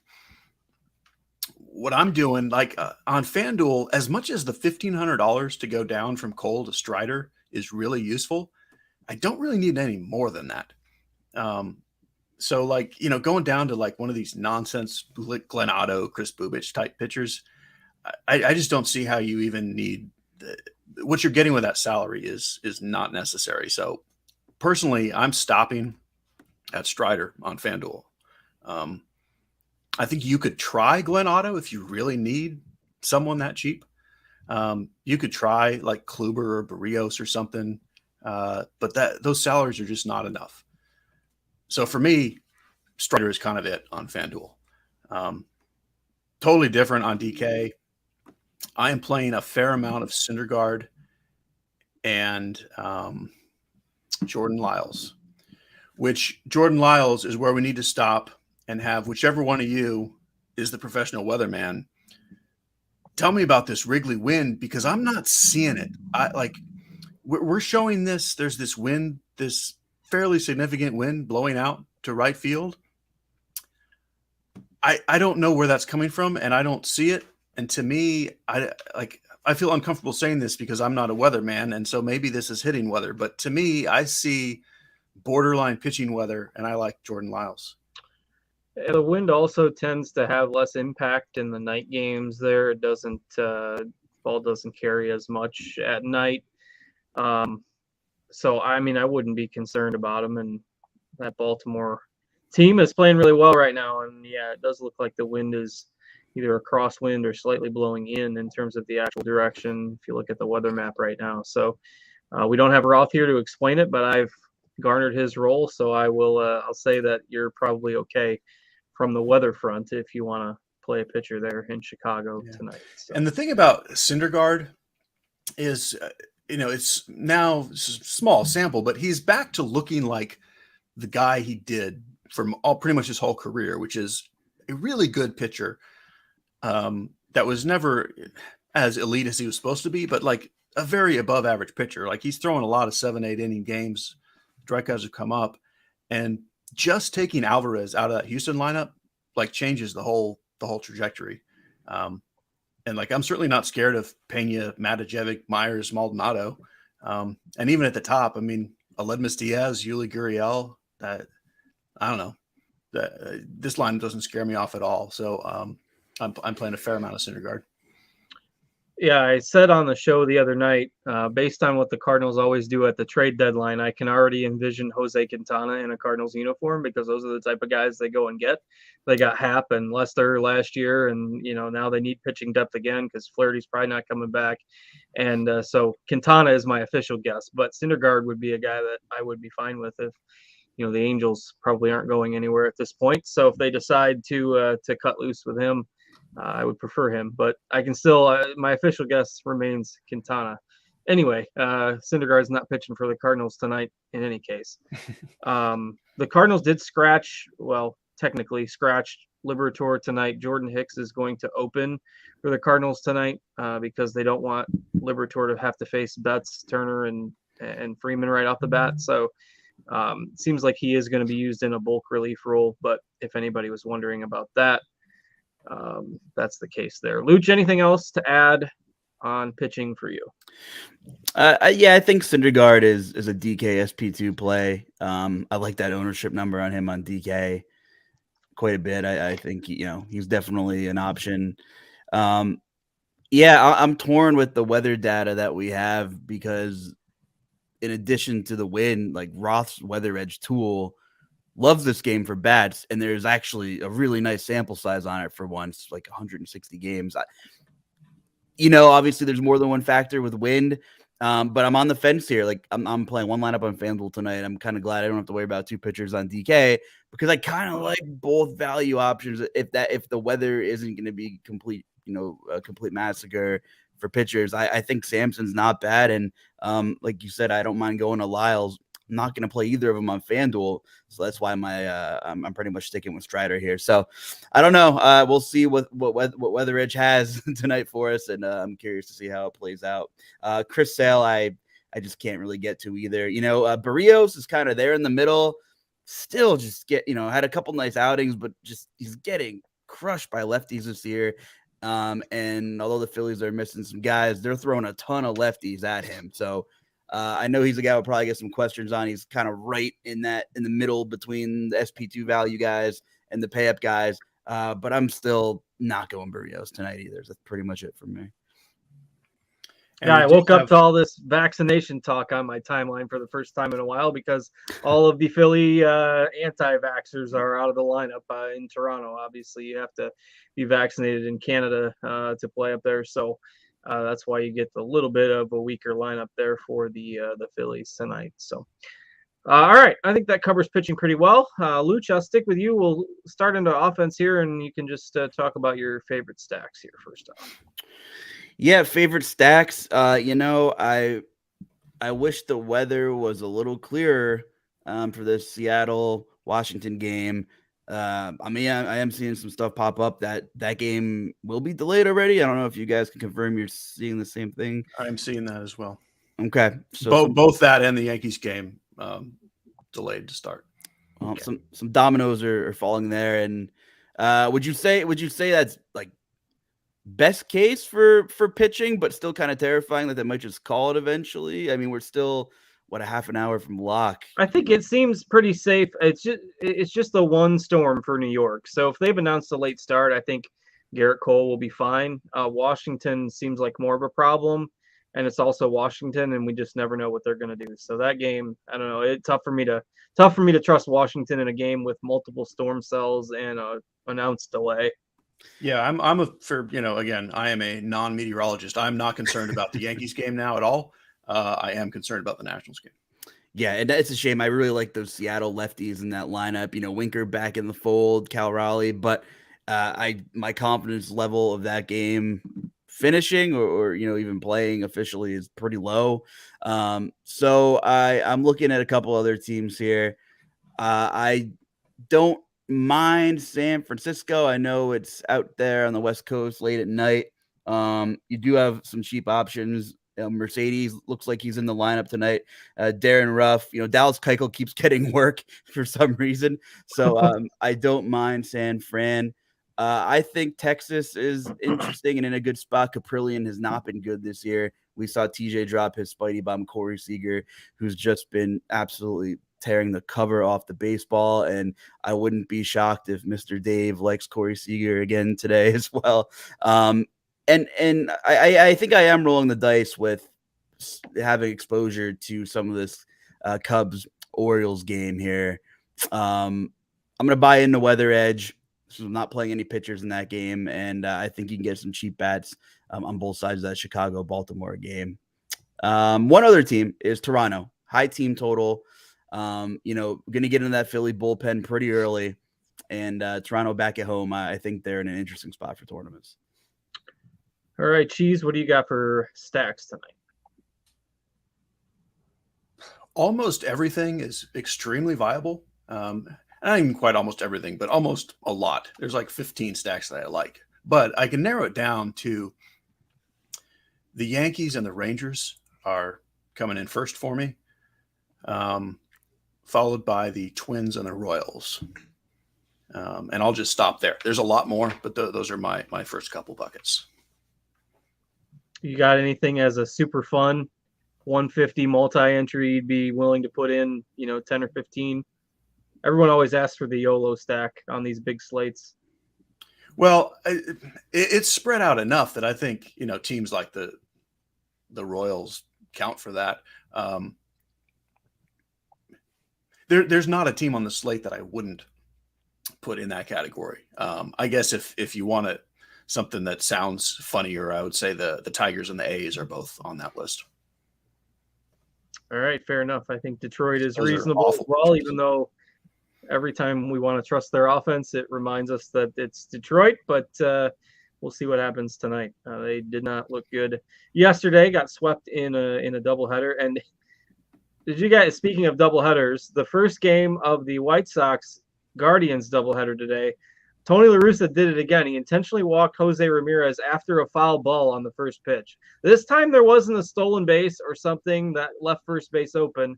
No, there was already just a runner on second. He fouled off the first pitch, and then they put up the four fingers. It's the most bizarre thing. I love it. I love it. I don't care how dumb it is. I think it's fantastic. Like, because it just makes the other team think, do they know something that we don't understand?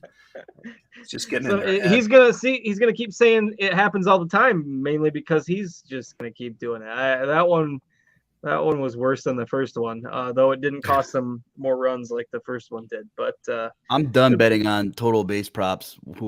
If someone's playing the White Sox, I'm just not going to do it. Imagine that. I should be done betting on the White Sox because no team has cost me more this year, I think, in terms of a team that I keep on waiting to break out and never happens. So, alas, the White Sox are the kryptonite for this year. All right, let's go through the positions here. We got about 20 minutes left until lock. We'll take your questions in the YouTube chat and in the RotoGrinders MLB Crunch Time Discord once we get through the positional analysis here. So if you are a premium subscriber, we'll prioritize those questions in the usual Discord channel. So, all right, let's talk catcher. Cheese, I'll keep it with you. Your thoughts at catcher time. So very obviously we have two cheap Padres catchers, and that's more or less good chalk. And I do think if you want to play the Padres on FanDuel and you want to be a little different, play both catchers, and ta-da, you're a little different. I like MJ Melendez a lot. I like Will Smith a lot. I like Adley Rutschman and Alejandro Kirk a little bit, and that's what I'm looking at. All right, Luuch. Yeah, I like Adley Rutschman. I like those other names that Cheese mentioned as well. I think Joey Bart, if in the hold on, is Mercedes or Bart? They're both in. Got a left field Mercedes sighting. So Joey Yikes. Bart, yeah. Good thing we're not worrying about defensive points or anything. But I like Joey Bart at Stone Cold 2K on DraftKings. So if you're looking for a punt, anybody with a pulse, like any righty with a pulse against Dallas Keuchel, I think is viable. So that's it for me. Really, I also in the Cubs game, I like Contreras too.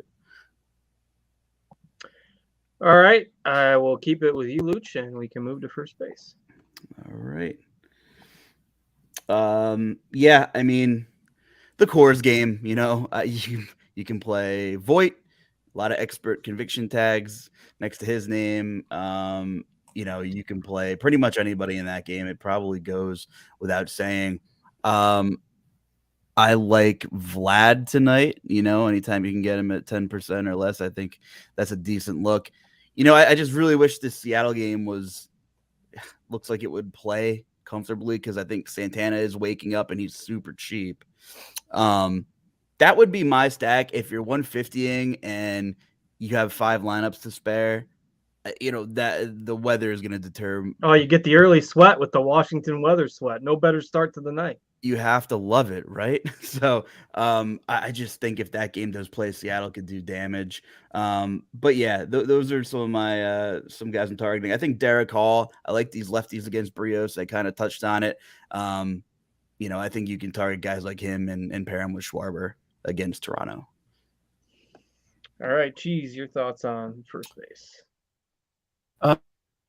Just in general, the weirdest thing about this slate is how much I absolutely love so many stacks, but don't really particularly love any one-offs. Like the stuff I'm paying up for, like I love the team and I think it's all going to go great, but like none of these individual guys feel like something I just can't live without. But that being said, the guys I can't live without but really like, I would say Guerrero's first. Probably Rowdy Tellez next. All with just assuming you want to steer clear of Luke Voitchok, which you don't have to steer clear of it, but he's not my favorite. On DK, I like the White Sox, both Abreu and Vaughn. And I do agree with the Derek Hall. That guy's good. And otherwise, like, it's just a bunch of like totally acceptable, pretty good plays, but nothing that I feel like, I just need to play that. It is weird with the first base kind of being that way on the slate. I don't know. Where are all the good first basemen? I guess a lot of them are facing better pitchers. Ohtani's facing good pitcher. Goldschmidt's facing the Dodgers. Hoskins facing Barrios. So a lot of those guys that we would normally prioritize, we don't really have to tonight. All right, I'll stick with you, and we can move to second. So same thing. It's kind of like, I don't know. There's nothing great. Altuve's always a play, but he's so expensive. I don't really like him against Syndergaard. I would say Jorge Polanco and Gleyber Torres are my two favorite bats. They're not cheap. They're not expensive. Like, they're just kind of there and totally fine. We do have now the 2K punt on DraftKings for the Padres.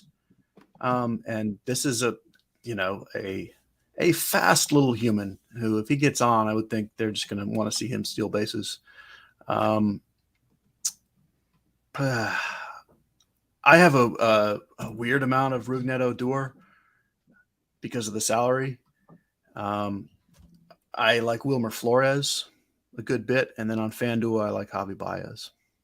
There's some steam growing about the Orioles being for real. They've won 8 in a row. The Mariners have won 8 in a row. Which team, if you had to place a bet on which team would make the playoffs, is it the Mariners or the Orioles? Mariners. All right. Lucci on the Mariners or the Orioles bandwagon?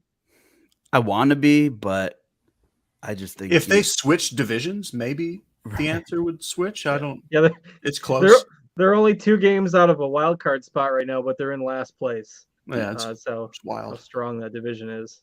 No disrespect to everyone's favorite value pitcher, Jordan Lyles, but I got to give the Mariners staff a slight edge there. And I like these young O's hitters. It's cool to see them kind of come alive, and Rutschman's been the real deal. And you got guys like Kobe Mayo probably coming up next summer, and some guys that can really play in the minors too. So it's fun. It's good. It's good for Baltimore. It's been a while. Good for them to have some hype, some reason to get excited about going to the ballpark. It is a nice ballpark out there. So, yep. All right, Luch, did you go through second? No, but I will. I like Simeon quite a bit against Caprillion. Baez, I think you can one off against Bubic for sure. You mentioned Gleyber Torres. If you feel like that game's fine weather-wise, I think that's a good call. Other than that, second was like a head scratcher for me when I was hand building. I considered one-offing Polanco as well, but I landed on Simeon, and I paired him with Seager, not to allude to shortstop, but Simeon's probably my top play here. All right. Let's see. I don't see anything to add there. No changes. That looking at lineups here now, just to make sure that nothing crazy has happened. So hey, let me pause you. So Roth tweeted 7 minutes ago.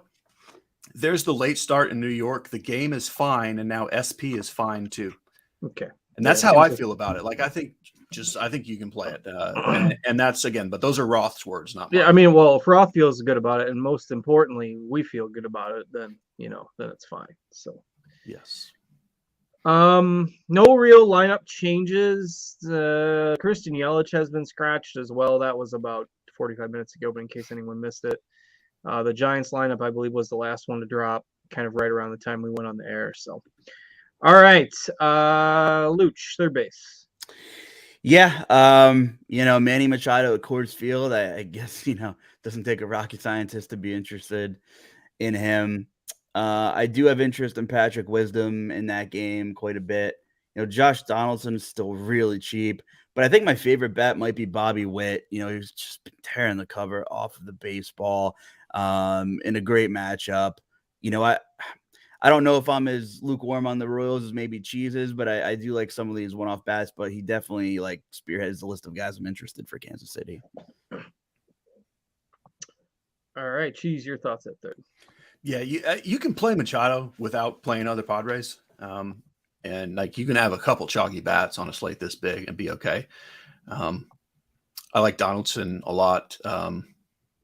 Witt on FanDuel, where you can play Witt and Seager and still have a utility spot, is pretty great. That's really it.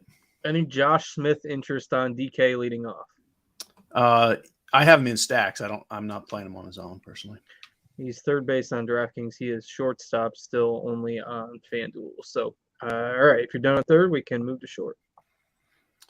Luuch has already unburied the lead twice. Corey Seager is the guy, but you also have Bobby Witt. On DK, you can only play one of them, and most of my lineups do have one of them. But then I also like Bo Bichette quite a bit. I like Trey Turner on a day when nobody's playing Trey Turner, and a little bit of Javi Baez interest. All right, Luch, your thoughts at shortstop. Yeah, that's really a bulk of the guys I had written down to target as well. I guess the only other guy I think that has pretty decent price and good upside is probably Willy Adames. Winder's been getting hit more by lefties, but he just doesn't strike anybody out, giving up a decent amount of hard contact. This is a slate where there's a lot of decent real life pitchers. Cheesy kind of talked about how you like the stacks, but picking out a bat's I don't know. But Adames, I think, is a name to add to the list for shortstop. Not a lineup change, but just a note. It's good to see Hunter Renfroe playing baseball again, but I think he's buried in the order there in Milwaukee. But I don't think anybody's going to go there tonight either. So I forgot about him. It's been so long. Yeah, but no one's going to be on some of these Brewers. So I think you mentioned Tellez that you could live with. I think there's you can viably stack some of these Brewers tonight. All right, Cheese, your thoughts on the outfield, and then we'll get to the questions. Yeah, if you're sitting on money for some reason, I certainly like the spend ups. I like Schwarber a ton. I like Buxton. I like Acuna. I like Trout and Ohtani a good bit. Kyle Tucker on FanDuel is nicely affordable, and I do like him. The Orioles bats are okay. I like Stanton a lot. On FanDuel, Max Kepler, way too cheap. Eloy Jimenez, too cheap on DK. There's a ton of outfielders, as always, but ideally I like the mid-range at outfield. There are punts available, but I would rather be spending that 3K range on FanDuel and 4K plus on DK as much as possible.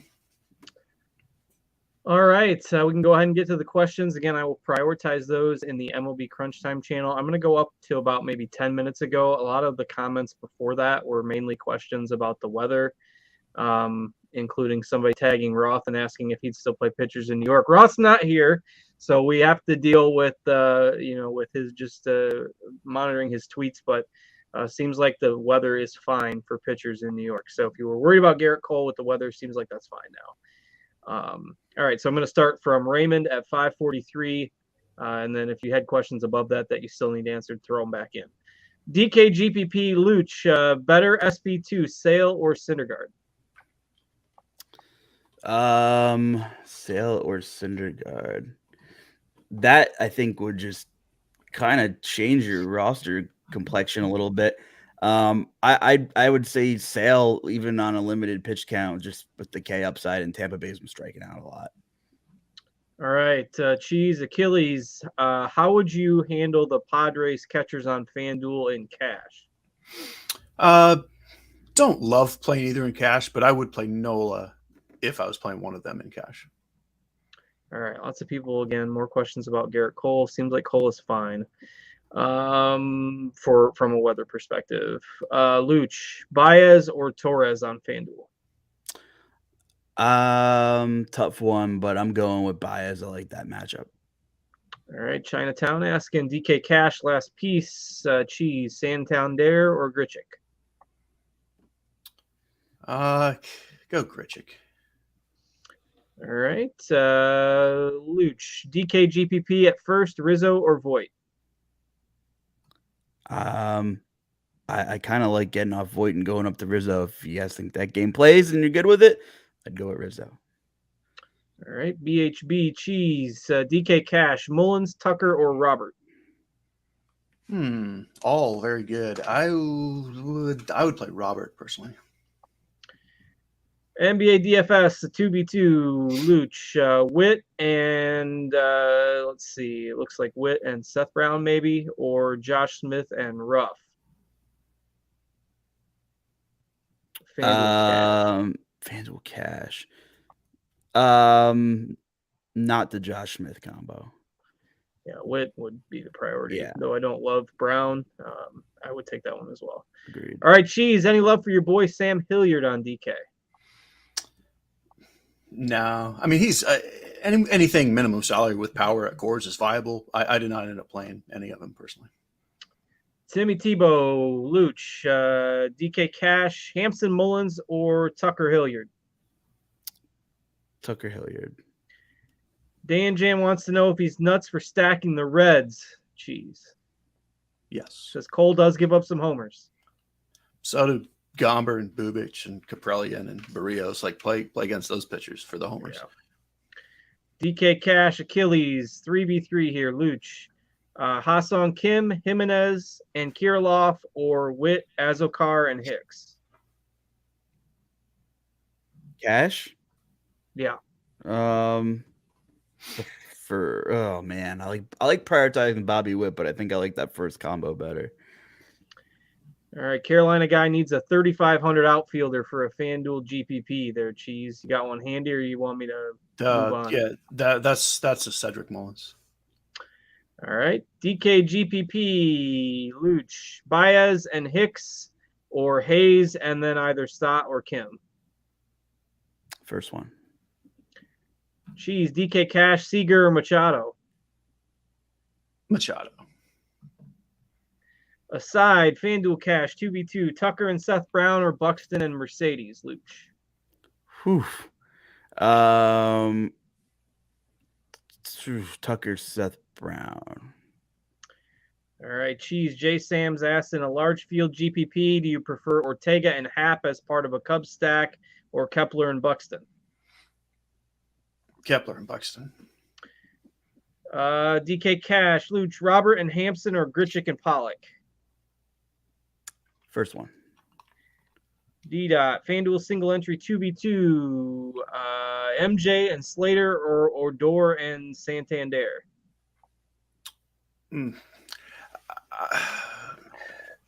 Slater's pinch hit risk is so high, I would lean the other way. Luch, any interest in a White Sox stack on DK?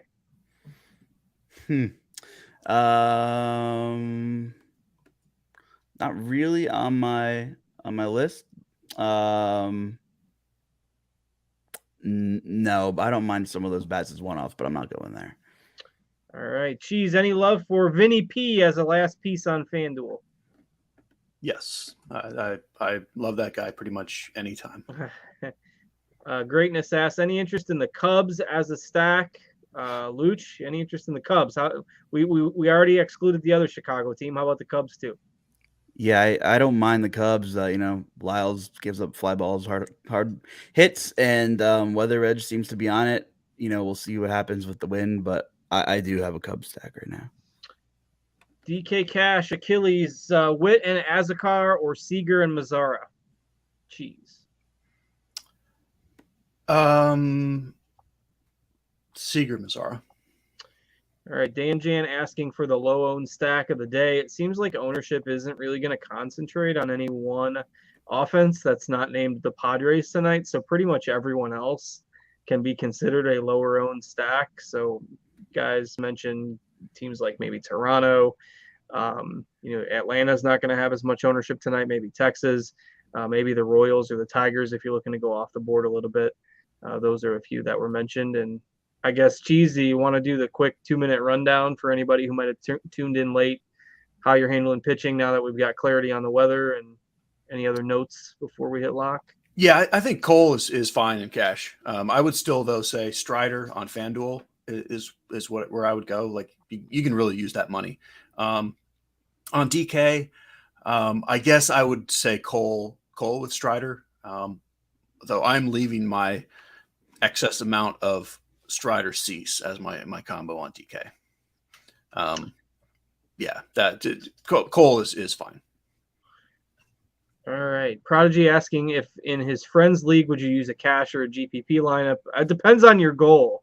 Like if your friends league has a punishment for last place, use a cash game lineup. Like if you got to spend 24 hours at Waffle House and eat a bunch of waffles if you finish in last, then you just want to kind of use your cash lineup. But if you're playing for like dollars and you pays to win, then use that GPP lineup. So.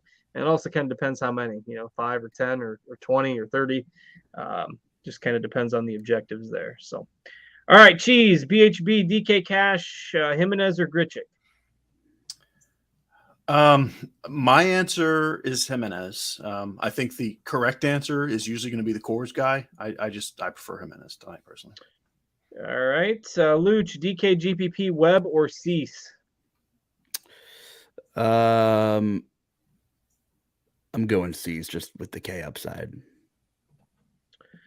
I would agree. FanDuel, GPP, Cheese, Cronenworth and Nick Gordon or Javi Baez and Correa? Baez, Correa. All right. Luuch, DK, GPP, Anderson or Swanson at shortstop? That's a good one. I don't totally hate the White Sox, so let's go Anderson. Anderson's still like 5,600 on DraftKings, and I can't figure out, like, DraftKings algorithm thinks the White Sox should be good too, and so do I. And so do I. I'm with you. DK single entry, would San Diego and Toronto mini stacks be okay? I would think that's fine. Yeah. All right, Luuch, last piece, DK Cash, Hayes or Hap? Ooh, tough one. I like Hap by a nose. All right, J Sam says, Cheese, I know you said you like Kansas City on FanDuel. How would you prioritize Vinny P, Dozier, and Melendez in GPPs if Witt is your starting point? So who's your, I guess, next favorite Royals for stacks? Dozier, and then Vinny, and then Melendez. All right. DK Cash, this is a 4v4. We've got half a lineup here. Luuch, all right. Ruiz, Seager, Trout, and Mazzara is number 1. And Cronenworth, Kim, Kirilloff, and Tucker is number 2. Who was the very first player? Well, it's Ruiz. Probably the San Diego cheap Ruiz. Okay, yeah, it's not catcher Ruiz. So I was going to say there's no catcher in the second one. So, yeah, San Diego punt Ruiz, Seager, Trout, Mazzara versus Cronenworth, Kim, Kirilloff, Tucker. Man, that's tough. I think I'm going with the first one. I think I would go with the first one too. DK Cash, Hampson or Hilliard, Cheese? Neither, but Hampson if it's one of them. No love for your boy Hilliard. He's going to get pinch hit for, and after he goes 0 for 2, so I don't know. I don't love it. The people have made me work as the Roth replacement, as the question giver tonight, but I've caught up, and lock is in 30 seconds. So Good job. I'm feeling pretty confident with the way this turned out. That was a roller coaster. Usually I host on the weekends and the volume isn't quite as high, but happy that we got through all of them there. Couldn't get to too much with the YouTube questions, but again, seems like the weather is fine in New York. Weather is still questionable in Washington. That would be the game that has a lot of risk.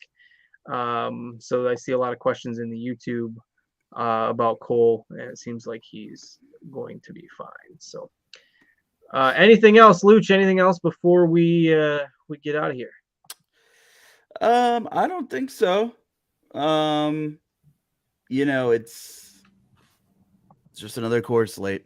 it's either gonna be a really good night or a really bad night. So. There you go. All right, Cheese. Anything else before we get out of here? I mean, I just want to state publicly and for the record that you just did an amazing job there. I barely knew that Roth wasn't here. Your energy level is not always at Roth level, but nobody's is, and I think I'm not going to try to match that. And the other thing I'll mention is if you had asked me yesterday, if anyone had asked me yesterday if I followed TheLuuch on Twitter, I would have been like, yeah, obviously everyone does. And like an hour ago, I was like, I guess I don't, but now I do. So my life's about to get way better. Wow, setting the bar high to hear one-liners about my personal life. I appreciate that, but maybe it happens so often. I'm like, yeah, of course I follow that person, and then sometime I'm looking at a tweet, and I'm like, I guess I don't. I'm just gonna go see what I've missed out on all these years. So I hope something good there. Better go get deleting there, Luuch. I just talk about Slurpees and podcasts, man. Beautiful. So. Hey, there's nothing wrong with the Slurpee. We're one day late for the Slurpee, but that's okay. Any time is good for a Slurpee and an ice cream cone. Or that's the next thing on my agenda. Figure out what's for dinner tonight. So that'll be next. And good luck, everybody, tonight with the MLB slate. Thanks to Cheese and Luuch for joining me. Thanks to, I think, Steve producing behind the scenes today. I think we didn't really get a chance to chat before the show, but I'm pretty sure it's Steve. So thanks, Steve, or other mystery person behind the scenes. I'm Justin. Enjoy the rest of your Tuesday, everybody. And quick plug. Luuch has already plugged it, but check out scoresandodds.com. All your sports betting needs handled there. And also check out if you're into the golf Open Championship, last major of the year this week, we will be hosting a Twitter Spaces on the RotoGrinders Twitter account tomorrow night, 7 p.m. Eastern. We're going to have our ownership guru, Trey. We're going to have Jason Sobel from Action Network. You're going to have me. You're going to have Noto. And it's only like 5 hours in advance of lock because the golf locks around midnight since they're playing in Scotland. And we're doing the show at 7 p.m. Eastern, 4 p.m. Pacific tomorrow night. So check that out, the Twitter Spaces event for the golf tournament. And we'll hopefully catch you there tomorrow. So until then, have a great Tuesday, everybody. Good luck with your baseball lineups. And we'll be back here tomorrow. See you later.